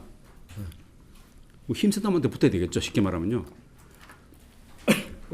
저는 유승용의 징비록을 실제로 본 적은 없습니다. 그런데 그 첫 대목에 이런 이야기 나온다고 합니다. 신숙주가 성종에게 유언을 남긴 말이 있는데 전하 일본과의 화친을 잃지 마소서라는 유언을 했답니다. 신숙주가요. 신숙주 이후에 이렇게 성종 이후에 임진왜란이 일어났으니까요. 유승용이가 그걸 인용한 이유는 우리가 선조 때 그런 사람의 권고를 무시했다가 임진왜란 정유재란을 당했다는 그런 후회가 들어있다고 합니다. 그 당시에도 일본은 중국에 비하면 너무나 하찮은 나라였겠죠. 그죠? 그러나 그 사람들은 그런 시각이 있었다는 것이고요. 한미일 삼각동맹 이제 와야 되고 있는 거 아닌가 제가 그렇게 제목을 잡아봤는데 2010년 캐나다 토론토에서 G20 정상회담 때 일본은 한국과 미국에 대해서 이렇게 비교했습니다. 한미동맹과 한일동맹이 있는데 한미동맹은 린치핀, 미일동맹은 코너스톤이다. 여러분 31페이지 그림을 보시면 이야기적으로 그림을 제가 인용해놨습니다. 린치핀은 그 돌아가는 축에 사이 끼우는 쇠막대를 린치핀이라고 그러고요. 코너스톤은 건물 내 기퉁이에 우리가 초석이라는 거죠. 그죠? 초석을 쳐놓는 거 아닙니까? 그래서 린치핀은 빠지면 안 되거든요. 빠지면 그 작동이 안 되니까요. 그만큼 한미 동맹이 중요하다는 말을 했는데 좀 달리 생각하면 린치핀이 한 빠지면 그 복원이 안 되는 거예요. 코너스톤 하나 빠지면 다른 걸로 대체할 수도 있습니다. 그래서 지금 린치핀이 빠지고 있는 것은 아닌가? 더 놀라운 사실은 그 빼는 주체가 일본도 아니고 미국도 아니고 한국이 나서서 스스로 빼고 있는 것은 아닌가? 정말 그 한미동맹, 한일동맹을 우리 스스로가 지켜야 할 한국이 그 린치핀을 빼는 주역이 있는 것은 아닌가? 그런 부분을 한번 생각해 보면 좋겠고요. 그렇게 반일 프레임, 항일 프레임, 그 의미는 뭡니까? 35년 동안 우리를 압박했다는 거죠. 만 35년 아닙니까? 그렇게 하는데 우리 270년 동안 중국의 반만 년 동안에 한국을 끊임없이 가정 방문해준 나라가 중국인데 이 중국이 제일 최근에는 우리가 롯데월드에 있는 삼전도비 있지 않습니까? 계산해보면 제가 한 260년 좀 나와요. 삼전도비를 통해서 한국을 군신관계로 만들어가지고 복수시키는 게 어느 누구도 중국에 대해서 청구권을 배상 청구를 요한다, 해야 한다는 어느 정부도 들어본 적이 없습니다. 제가요.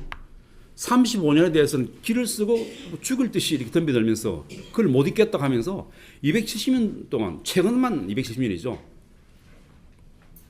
거기는 우리가 자발적으로 뭐 돈을 벌기 위해서 뭐 일본에 돈 벌러 간 여자들 그런 게 아니고 공여라는 걸 통해 가지고 수많은 여자를 강제로 끌고 간 것이 중국 아닙니까? 그 배상 청구하라는 말을 하는 걸 들어본 적이 한 번도 없습니다.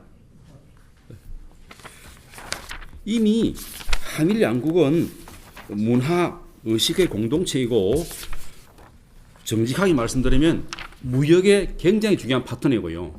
더 정직한 부분은 일본의 통화 서합 없으면 우리의 경제가 굉장히 더러울 수 있는 그런 관계이고요. 경제 공동체이고요. 또 근본적으로는 자유민주적 헌법 질서를 공유하고 있는 나라입니다. 저는 반일 항일이라 가지고 있는 우리가 가지고 있는 이 심성의 이면에는 그 미움 이전에 우리가 가지고 있는 열등감이 들어있다고 생각합니다. 문화적으로, 경제적으로, 정치적으로 훨씬 앞서간 일본, 메이지 유신을 기준으로 잡던 우리가 미국이 일본에 개항하던 시점을 기준으로 잡던 우리가 뭐 미국과 일본에 대해서 개항한 1870년 강화도 지역과 비교 한 20년 차이가 나는데 이 거리가 자꾸 더 멀어지고 있는 겁니다. 시간이 갈수록요. 그래서 일본은 따라가기 힘든 나라, 뭐 너무나 멀리 가 있는 나라, 거기에 대해서 가지고 있는 열등감을 저놈한테 한 맞은 적 있다 해가지고 그거를 계속 붙잡고 있는 그런 것은 아닌가 생각이 들고요. 아까 말씀드린 아무리 가던 상처를 계속 정부가 다시 찔러서 반일의 정오심을 복원하려고 하고 있는 부속 국가 수준의 민족주의 탐닉하고 있다. 그걸 내세우기 위해서 보조 도구를 가져간 게 엉뚱하게 통학입니다. 통학이 내세운 구호 아시죠? 척외 양창입니다. 척외가 뭡니까? 일본을 배척하고 서양을 몰아낸다는 거 아닙니까? 그렇죠. 그런데 그 통학이 누구와 손을 잡았습니까? 일본 낭인 그룹인 전회배라는 조사를 연결해 맺은 거 아닙니까? 반일은 무슨 반일요? 그 일본과 연결해 맺은 게 동학이었는데 그럼 동학을 다시 복원하고 민비와 고종을 환생시키면 뭐 요즘 민비라 욕 듣죠? 명성황후로 불러줘야 됩니다. 네. 그 환생해가지고 우리가 만드는 나라가 어떤 나라입니까? 그러면 청일 전쟁에서도 일본이 졌어야 되는 거고, 그렇죠? 그 다음에 동학교도가 일본에 이겼어야 되는 거고, 그 다음 지금은 이승만 라인의 자유민주주의가 아니고 만주 항일 공산주의 빨치산 그 손자가 다스린 나라가 이게 우리가 기대할 완전 새로 경험할 나라입니까?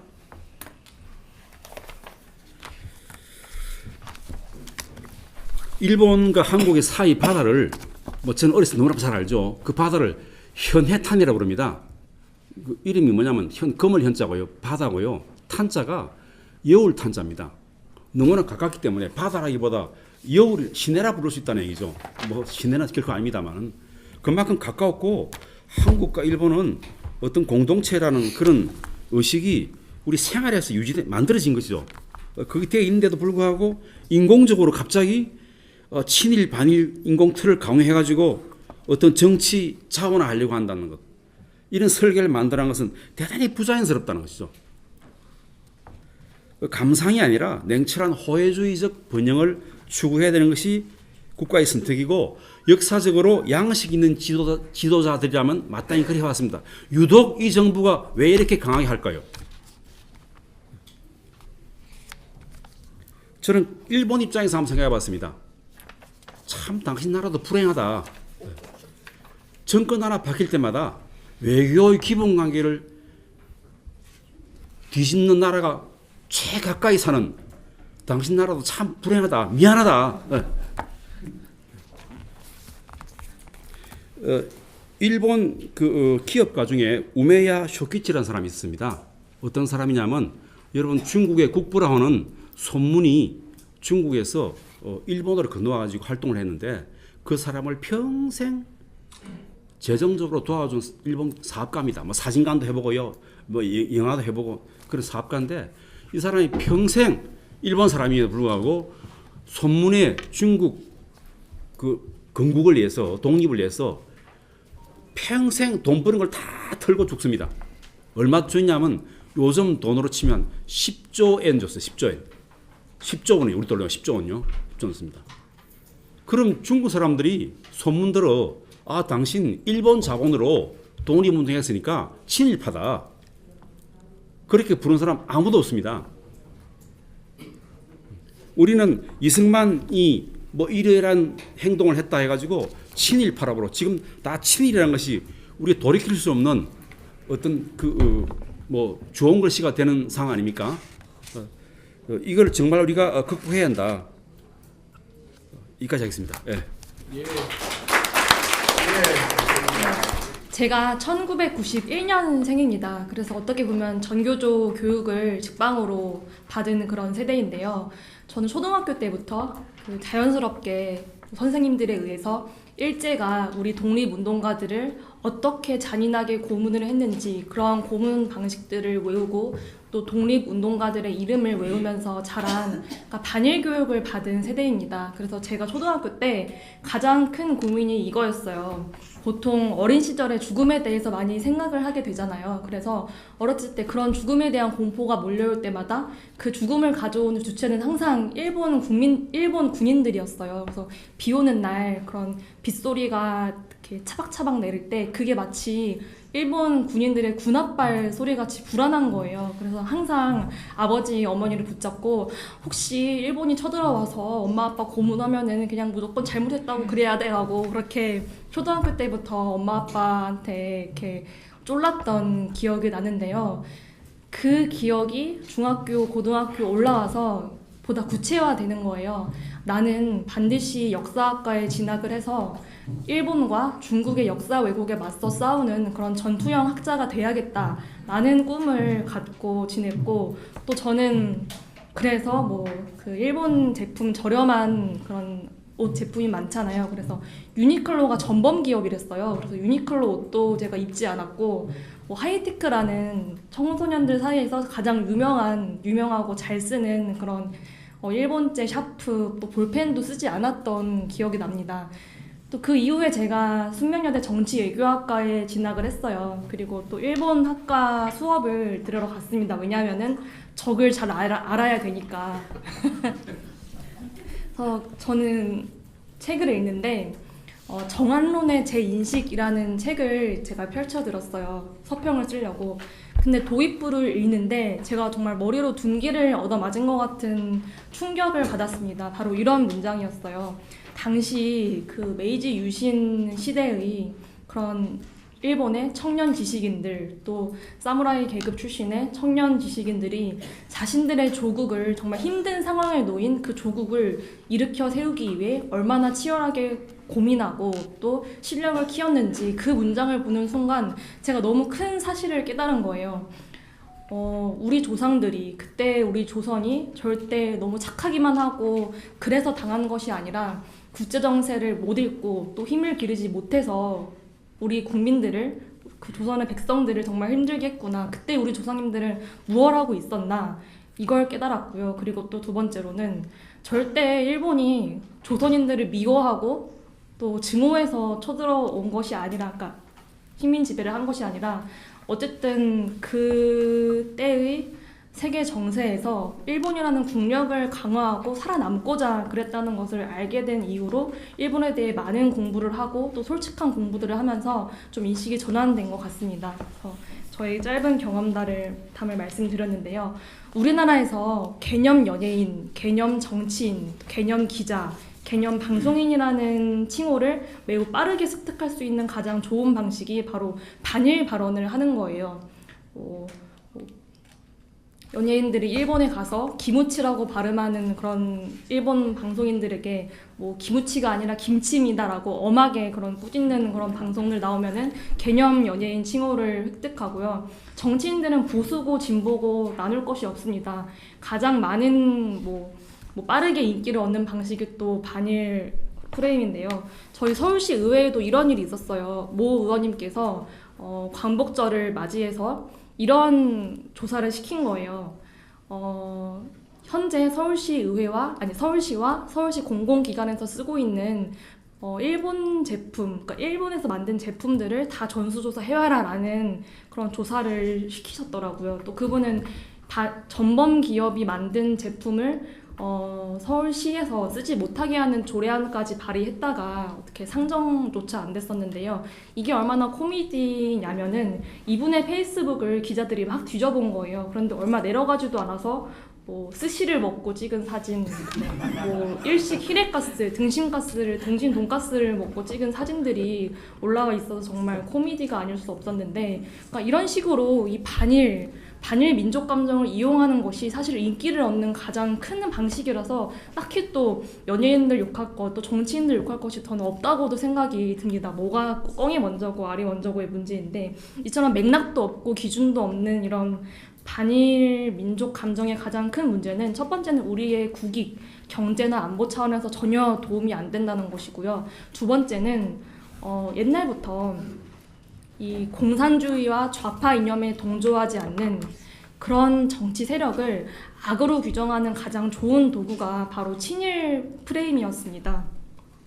인촌 김성수 선생부터 시작해서 지금의 뭐 자유한국당 당대표 이르기까지 모두 친일 프레임을 쓰고 있고, 정말 뭐 요즘 나경원 대표님의 별명이 나베더라고요. 나베. 나경원의 나씨 플러스 아베 합쳐서 나베라고 하던데 정말 기가 막힌 일이 아니었었는데요.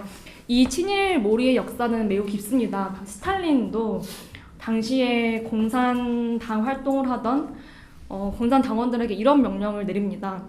공산주의에 동조하지 않는 정치 세력을 반드시 친일로 몰아라. 왜냐하면 미국과 일본으로 대표되는 이런 자본주의 국가의 세력이 침투하지 못하게 막으려면은 그 친일 프레임이 가장 좋다라고 하는 그런 명령을 내리기도 합니다. 우리나라에서 이 친일 반일 이런 공격 프레임을 가장 앞서서 하고 있고 또 국민들의 의식에 주입하고 있는 두 세력이 있습니다. 바로 민족문제연구소, 줄여서 민문연과 또 정대협, 정신대 문제협의회라는 그런 정대협 두 세력인데요. 먼저 민문연부터 설명을 드릴게요. 여기 계신 분들은 사실 민문연에 대해서 아주 잘 아실 것 같은데, 민문연은 간단하게 정의를 하자면은 좌파들의 역사 싱크탱크입니다. 그리고 이 사람들의 세계관은 다음과 같습니다. 동학농민운동의 후신인 무장투쟁 독립운동가들이 정말 강고하고 열심히 만주 지방에서 투쟁을 하고 있었는데, 어디 미국에서 놀다 온 이승만이 기회주의적으로 대한민국을 건국함으로써 우리는 통일의 기회도 놓쳤고, 또 그 이승만 뒤이어 집권한 박정희, 또 박정희는 뭐 만주군 경력이 있다고 해서 친일파로 매도하고 있죠. 어쨌든 이승만과 박정희를 배출한 정당의 후신인 자유한국당이 아직도 존재하고 있는 이 나라에서는 정의라는 유언하다라는 세계관을 갖고 있는 집단이 바로 민문연인데요. 이 민문연이 갖고 있는 업적이란 게 두 가지입니다. 바로 친일 인명사전을 만든 것이고 배포한 것이고, 또 두 번째는 100년 전쟁이라는 정말 찌라시와도 같은 영상을 두 편을 만들어서 다큐랍시고 이걸 배포한 것인데요. 이 100년 전쟁부터 말씀드리면은 1편, 2편으로 나뉘어져 있어요. 1편은 이승만 이야기, 2편은 박정희 이야기인데, 이 두 편 다 이승만, 박정희가 친일파다라고 주장하고 있는 영상들인데요. 인물명과 지명을 제외하고는 진실이 하나도 없는 그런 거짓말 동영상이 100년 전쟁이고요. 그리고 친일 인명사전은 이 단체가 만든 그런 친일파 명단인데, 지금 좌파 진영에서는 친일파의 기준을 이 친일 인명사전에 따르고 있습니다. 왜냐하면 이 친일 인명사전에는 좌파 인사들이 없어요. 원래 많은데, 예컨대 노무현 대통령 산하 직속 기관이었던 친일청산위원회에서 조사를 한 거예요. 정말 분연하게 조사를 했는데, 조사를 하면 할수록 민주당 소속, 민주당 인사들의 집안의 친일 행적이 드러나서 정말 용두사미로 마무리가 된 위원회인데, 이 친일 인명사전에는 민주당 인사들은 기록을 거의 하지 않습니다. 그리고 가장 중요한 게 박정희 대통령을 이 인명사전에 올려놓은 건데요. 이 민문연이 주장한 자료들을 노무현 대통령 직속 기관이었던 친일선산위원회에서는 받질 않습니다. 이렇게 말을 합니다. 민문연이 확보하고 있다는 그 박정희 대통령이 친일파라는 그 자료들을 우리는 이제까지 찾을 수가 없었다. 그러므로 우리는 박정희 대통령을 친일파로 분류하는 것을 보류하겠다라고 정부 공식 입장을 내놓습니다. 그런데 민문연은 무슨 소리냐, 우리는 올리겠다 해서 친일 인명사전에 박정희 대통령을 올렸고, 그래서 그때부터 좌파들이 이런 친일 인명사전을 기준으로 친일파를 분류하고 있는데요. 더 웃기는 것은 이 서울시 교육청에서 당시 민주당 서울시 의회 주장으로 인해서 서울시의 중고등학교에 이 친일 인명사전이 뿌려집니다. 건당 7만 원인데요. 전집이 30만 원인데요. 당시 북한에서 이 서울시 교육청의 친일 인명사전 보급 계획을 이렇게 평가를 해요. 남조선 인민들의 과감한 투쟁을 촉발시킬 수 있는 좋은 기폭제라고 평가를 하는 정말 기가 막힌 일인데, 저도 얼마 전에 이 서울시 교육청에서 또 민문연이 만든 항일 음악 330곡을, 이것도 건당 7만 원짜리예요. 서울시 시민 세금으로 사서 뿌린다는 계획을 발표해서 여기에 규탄하는 논평을 썼더니 민문연이 저를 고발하고 또 한겨레 미디어 오늘 이런 데서 이런 기사를 썼더라고요. 박정희가 친일파가 아니라는 황당한 주장을 하는 서울시 의원, 이렇게 기사를 썼더라고요. 그래서 마음이 힘든데, 또 두 번째 세력은 정대협이라는 세력이 있습니다. 이거는 일화로 설명을 드릴게요. 위안부 할머님들을 위한 단체라고 소개를 하고 있는데요. 2015년에 어떻게 보면 정말 강하게 반일적인 목소리를 내오던 박근혜 정부에서 2015년 11월 정말 극적으로 위안부 합의라는 것을 이뤄냅니다. 일본 대사로부터 위안부 문제를 인정하고 또 사과하는 그런 외교적 성과를 얻었고요. 또 일본 정부와 일본 민간 기업들이 공동 출자해서 뭔가 위안부 문제에 대한 배상을 하는 그런 재단까지 만드는 데 협의한 정말 혁혁한 외교적 성과인데요. 이 발표가 났을 때 위안부 할머님들이 이런 인터뷰를 하십니다. 조금 아쉽긴 하지만 우리는 이 사과를 받아들일 용의가 있고 또 환영한다라는 그런 인터뷰를 하는데요. 정말 한나절 만에 여론이 바뀝니다. 바로 이 정대협 그리고 한총련의 후신인 한대련 계열의 그런 발빠른 일본 대사관 그 관저 앞에 가서 시위하고 또 정대협 가서 시위하면서 이것은 위안부를 돈에 팔아넘긴 박근혜 대통령 역시 친일파의 딸 같은 그런 친일적인 정책이다라고 해서 여론이 순식간에 뒤집힙니다. 근데 더 웃긴 거는 평화나비 협의회라는 위안부를 위한 활동을 한다는 대학생 단체들이에요. 한대련 계열인데 이 친구들이 일본 대사관 앞에 그 소녀상 앞에서 밤을 연일 새요. 이 위안부 합의를 철회하려고. 제가 거기를 가봤어요. 가니까 또 그때가 추운 겨울이잖아요. 발전기를 일본 제품을 쓰고 있더라고요. 너무 코미디 아닙니까? 그래서 제가 여러분 지금 이거 밤새면서 너무 고생하고 계신데 이 제품은 일본 거네요? 라고 물어보니까 되게 막 분개하면서 어디서 나오셨죠? 라고 하더라고요. 아무튼 그런 일이 있었는데 저는 이 정대협 그리고 평화나비 협의라는 이 세력이 정말 나쁜 것이 위안부 할머님들의 그 점점 많은 분들이 얼마 남지 안 계세요. 돌아가고 계신데 생전에 일본으로부터 사과를 받을 기회를 박탈하는 집단이 바로 이 집단인 거예요. 그러니까 이 정대협이나 이런 평화나비 네트워크 같은 세력은 위안부 문제가 절대 해결이 되지 않아야지만 자신들의 설 자리와 살 자리가 보장되는 집단이기 때문에 위안부 문제가 우리나라에서 이 두 집단이 존재하는 한 해결될 수가 없다고 저는 보고 있습니다. 그리고 방금 계속 여러 이 토론자들께서 이 반일 프레임, 친일 프레임이 목적이 아닌 수단이라고 했는데 정말 맞는 말씀입니다. 이 정대협이라는 단체의 이 조직 구성들을 면면히 들여다보면은 이 임원진들 2명의 남편들이 국가보안법 위반으로 실형을 받은 분들이에요. 그리고 이 평화나비 네트워크라는 한대련 계열의 대학생 단체는 반일을 이용해서 반일 민족 감정을 조장하고 농활도 가고 하면서 박정희와 박근혜가 얼마나 친일파인지를 강의하는 이런 단체거든요. 그래서 제대로 된 인식이 필요하고요.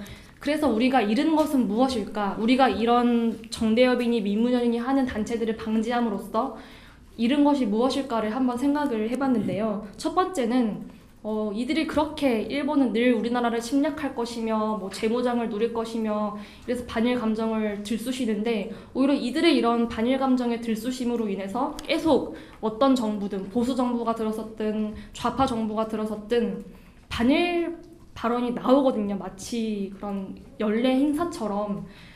그래서 이 중요한 정말 전 세계의 모든 국가들이 북핵 문제 해결을 위해 고심하는 와중에 자꾸 어쨌든 외교 안보의 중요한 파트너는 일본인데 그리고 한미일 삼각편대가 정말 중요한데 자꾸 일본이랑 한국이랑 싸우니까 결국에는 미국이 동아시아의 안보 파트너로 일본을 선택하고 일본의 재무장을 계속 허용해주는 쪽으로 정책이 이동하고 있는 것이 우리가 잃고 있는 것이고요. 두 번째는 나중에 통일 전국대를 생각해 보면은 우리는 이런 문제에 직면을 할 거예요. 우리는 북한 인권을 정말 중요시하는 곳이잖아요. 세력이잖아요. 근데 나중에 통일 전국 때 북한 주민들이 당신들은 우리가 김정은 체제에서 이렇게 인권적으로 정신적 물질적으로 학대받고 있을 동안 뭘 했나요? 왜 당신들의 대통령이 그렇게 우리를 괴롭히는 북한 정권과 손을 잡고 얼싸안고 하는 것을 방치했나요? 라는 그런 비판에 직면할 수 있을 것 같아요. 그래서 이 친일 청사는 과거의 정이지만 이른바 종북이라는 말 하는 것도 이제는 마카도라고 하는데 종북은 사실 현실의 그리고 미래의 정의거든요. 이러한 문제들을 국민들한테 인식시키는 노력이 필요한데 저는 그래서 이런 제안을 드립니다. 우리 진영에서 민문연 민족문제연구소 해체 운동을 벌이는 것을 어떨까 하는 그런 주장을 드립니다. 이걸 바로 역사 쪽 대여 투쟁으로 삼아서 민문연 해체 운동을 하는 것은 어떨까 하는 생각이 드는데 이제 더 이상 우리는 뭐 기득권이 아니잖아요. 우리는 야당이고 소수이고 가진 것도 없는 그런 진영이어서 이런 것들을 해야 된다고 하지 않는 것이 직무유기라고 저는 생각을 하고요. 두 번째는 제대로 된 통일관을 정립하는 것입니다. 사실 우파라고 하면은 뭐 시장주의자가 있고 보수주의자가 있고 자유시장주의자가 있고 우파 민족주의자가 있고 다양한 만큼 다양한 통일관이 존재하는 거예요. 누구는 경제적 목적을 위해 통일을 해야 된다고 하고 누구는 한민족이니까 통일을 해야 된다고 하고 그런데 사실 우리 건국 대통령 이승만 대통령과 그때 건국의 아버지들이 그 재헌 헌법을 만들 때 한반도 전체를 우리 대한민국이라고 하고 건국을 한 거거든요. 자유민주적 관점, 자유민주적 토대로 시장 경제로. 그렇기 때문에 저는 통일을 대통령이 또 보수 대통령이 통일을 준비하지 않는 것이 직무유기라고 생각하는 관점인데 어찌됐든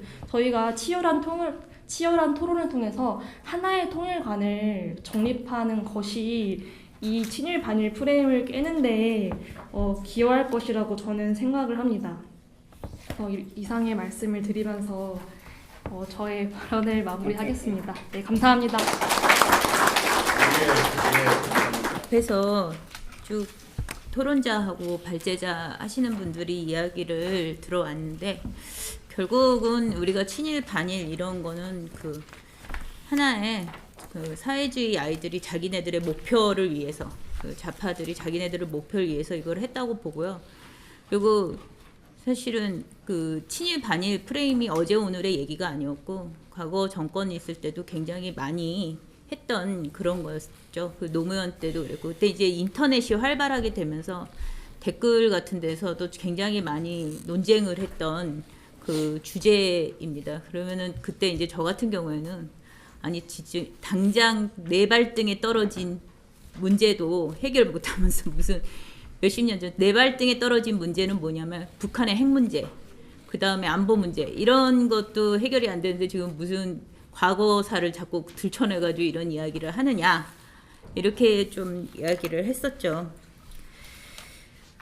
근데 그래서 제가 오늘 제목을 정한 건 친일 반일 프레임은 좌파 정권의 정적 제거 용어일 뿐이다라고 한 거는 아까도 뭐 여명 의원도 말씀을 하셨지만 이 지금 보면 민족문제연구소 같은 데에서 2005년, 2008년도 뭐 친일 명단 사전 이런 거 할 때 저쪽 친구들의 친일파들은 다 빼버리고 뭐 그때 이제 신기남이라든지 신기남 의원이라든지 김희선 의원이라든지 이런 사람들 막 다 올라왔어요. 올라왔는데 이제 다 찾아보니까 다 친일파였고 그리고 실제로 지금 현재 보면 북한에도 과거 친일파를 했던 사람에 대해서 청산하지 않은 자료들이 상당히 많이 있습니다.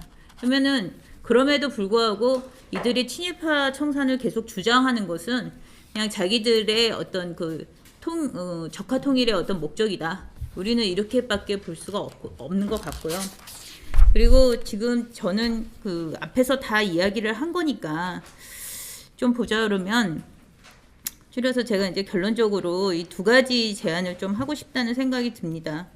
이 역사에서도 그렇고 지금 보면은 그 아이들한테 가장 많이 가르치는 게 뭐 아까 여명도 얘기한 것이 뭐 고문하는 방법, 그 다음에 뭐를 얼마나 뺏겼는지 이런 거를 많이 가르칩니다. 근데 그게 중요한 게 아니잖아요.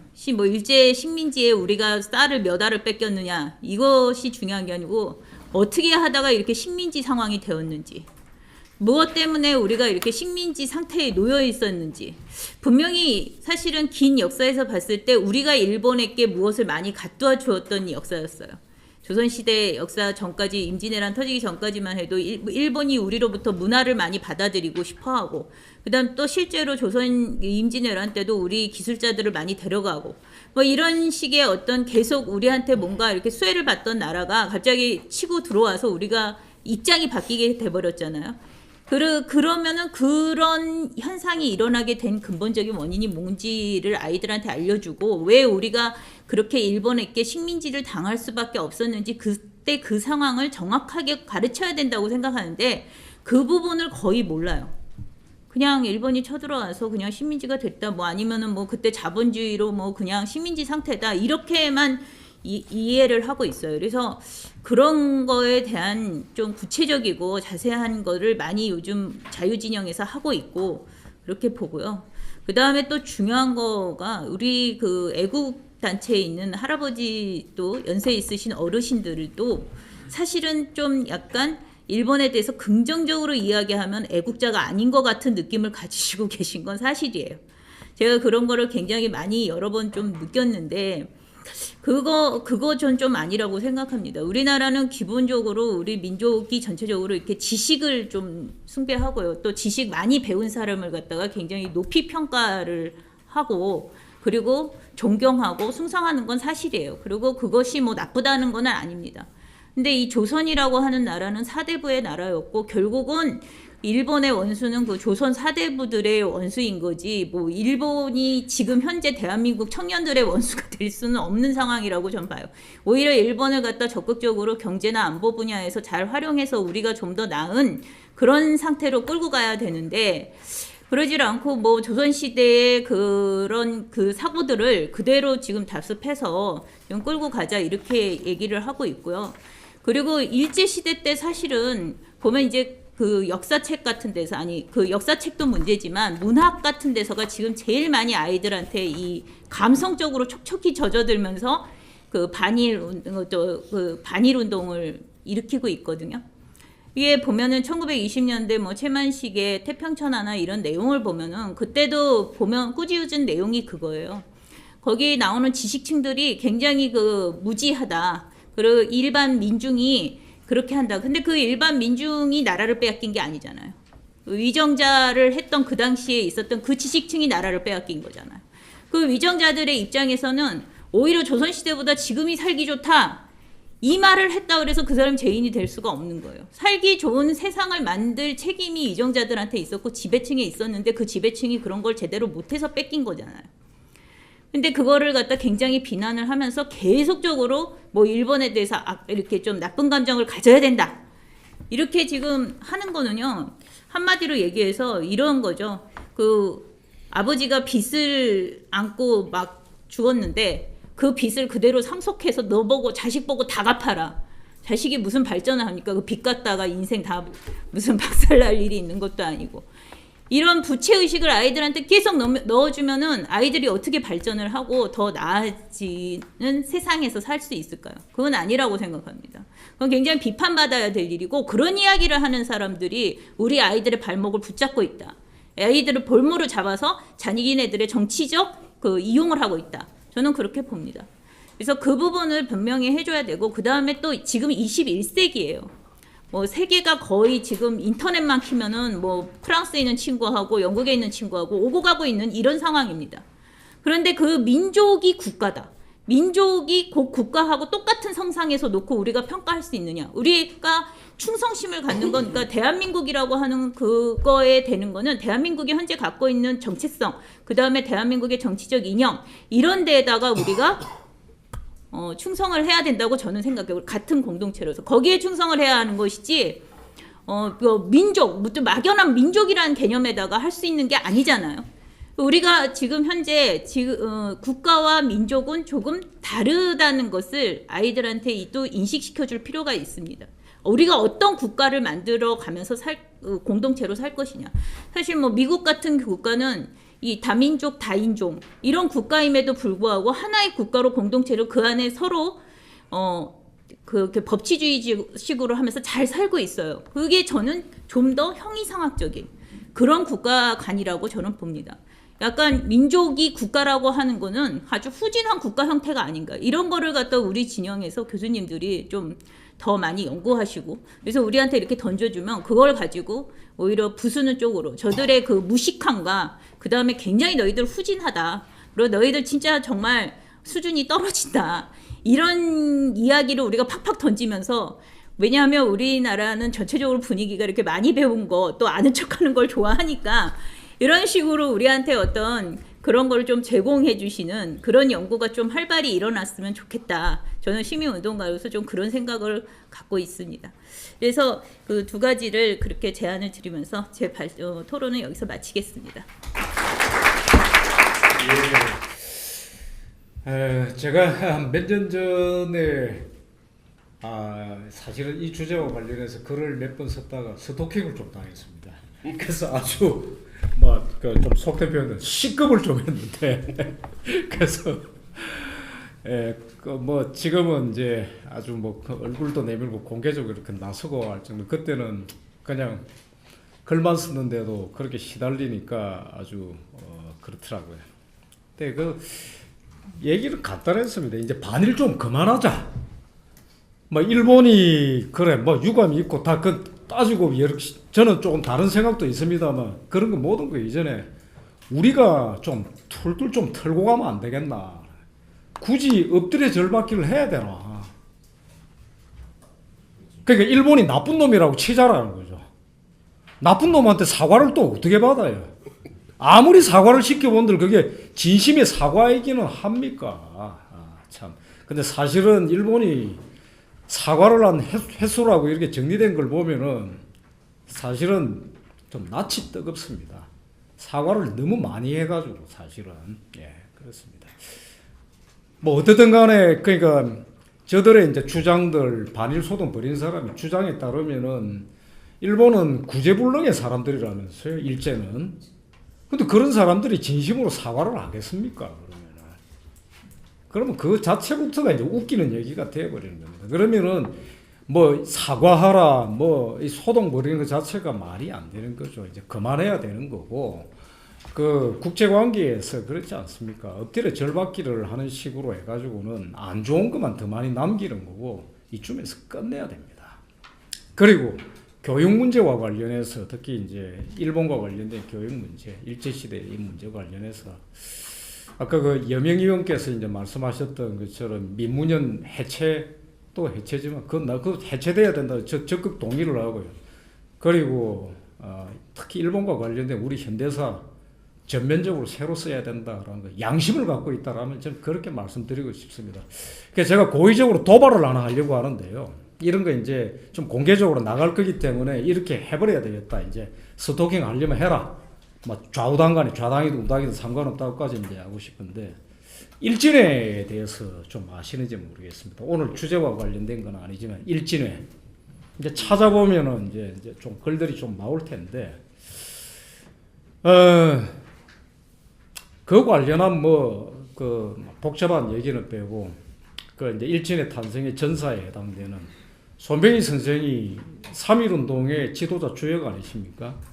일본에 망명해가 계실 때인데 혹시 아십니까? 그러니까 손병희 선생께서 일본에 계실 때 러일 전쟁과 관련해 가지고 조선이 일본과 동맹을 해서 러시아와 싸우고 그리고 동학도들은 러시아와 싸우는 일본을 지원을 해야 된다라고 말씀하신 걸 아시는지요? 근데 그거는 공식적인 천도교 그 책에 나와 있는 천도교 역사 책에 나와 있는 겁니다. 그리고 국문학자 저는 제일 먼저 그 발견을 했던 게 국문학자 그 김유식 선생 이제 아실까 모르겠습니다. 김유식 선생이 이광수와 그의 시대라는 책에서 우연히 발견을 하고 정말 놀랐습니다. 또 그걸 보니까 러일 전쟁과 관련해 가지고 손병희 선생께서 일본 군에다가 당시 돈으로 그 1만 엔이죠. 요즘 돈으로 치면 한 10억 정도 되는 걸로 계산이 된다고 그러는데 국방 헌금을 일본 군에다 하더군요. 러일 전쟁 때 잘 싸우라고. 제가 이 도발을 좀 하겠습니다. 우리 현대사도 일본과 관련한 거 완전히 새로 써야 됩니다. 이러면 안 됩니다. 역사는 그러니까 팩트가 먼저지. 그걸 기본으로 해가지고 가야지.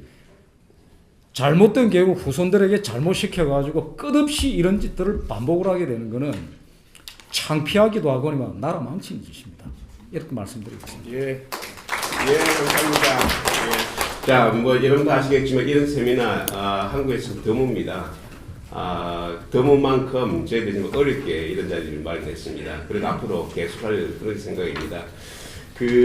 마지막으로 제가 한 말씀 드린 것은 오늘 여기서 많은 분들이 우리가 이야기했지만 키 메시지는 똑같은 것 같습니다. 아까 제가 말씀드렸듯이 친일 반일 프레임은 수단이지 절대 목적이 아니다. 그 자체가 목적이 아니다는 겁니다. 그런 목적은 뭐냐? 결국 좌파들이 꽈리를 틀기 위한 하나의 수단이다 이렇게 얘기할 수가 있는 것입니다. 지금 한국은 민족과 이념 이 문제에 있어가지고 이상한 결정을 하고 있습니다. 사실 이 민족이란 말도 저희들이 좀 바꿔야 될 필요가 있습니다. 왜냐하니까 민족을 좀 긍정적인 에너지를 사용할 수가 있습니다.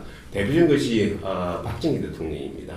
박정희 대통령께서 민족이라는 말을 참 많이 사용 많이 했습니다. 민족 증오 이런 말을 했는데요. 그거는 민족을 통해서 하나의 긍정적인 에너지를 유도내기는 그런 수단으로 사용했습니다. 근데 지금 좌파 진영에서 이야기하고 있는 민족이라는 것은 그 민족과 개념이 다릅니다. 그래서 이번에 우리 이승만 TV에서 용어를 하나 새로 만들어냈습니다. 굉장히 적절한 용어 같습니다. 반일 민족주의가 아니고 반일 종족주의라고 얘기했습니다. 이 민족 대신 종족이라는 말을 했는데, 저는 상당히 우리가 이제 이 개념을 떼내는데 굉장히 그 역할을 했다고 생각합니다. 용어라는 게 일반 국민들한테 정착되기 위해서는 몇 년이 걸려야 됩니다. 앞으로 우리가 민족 대신에 우리 좌파들이 이야기하고 있는 민족을 종족으로 이렇게 이야기하는 것이 좋지 않냐 이렇게 생각하고 있고요. 이념과 종족 혹은 민족 이 선택에 있어서 역사는 증명이 되어 있습니다. 이념이 더 중요합니다. 민족보다. 민족이 달라도 같은 이념이면 잘 살 수가 있습니다. 지금 전 세계에서 민족이 달라도 같은 이념으로 뭉친 나라가 미국입니다. 전 세계 최강의 국가입니다. 그렇지만은 같은 민족이지만은 이념이 다르면 절대 살 수가 없습니다. 세계에 그런 나라가 없습니다. 역사에 그런 게 없습니다. 이념이 다를 경우에는 같은 민족이라 하더라도 반드시 전쟁을 해가지고 둘 중에 한 명이 이겨야 됩니다. 그것이 이제 독일이고, 독일은 자유진영이 이겼습니다. 그 다음에 월남이 베트남입니다. 베트남에 사회주의 진영이 있었습니다. 같은 민족이라 하더라도 절대 평화롭게 통일하는 것은 불가능한 겁니다. 근데 우리는 이 사실을, 이념과 이 민족, 이 사실을 우리는 모르고 있는 것 같습니다. 민족이 이념을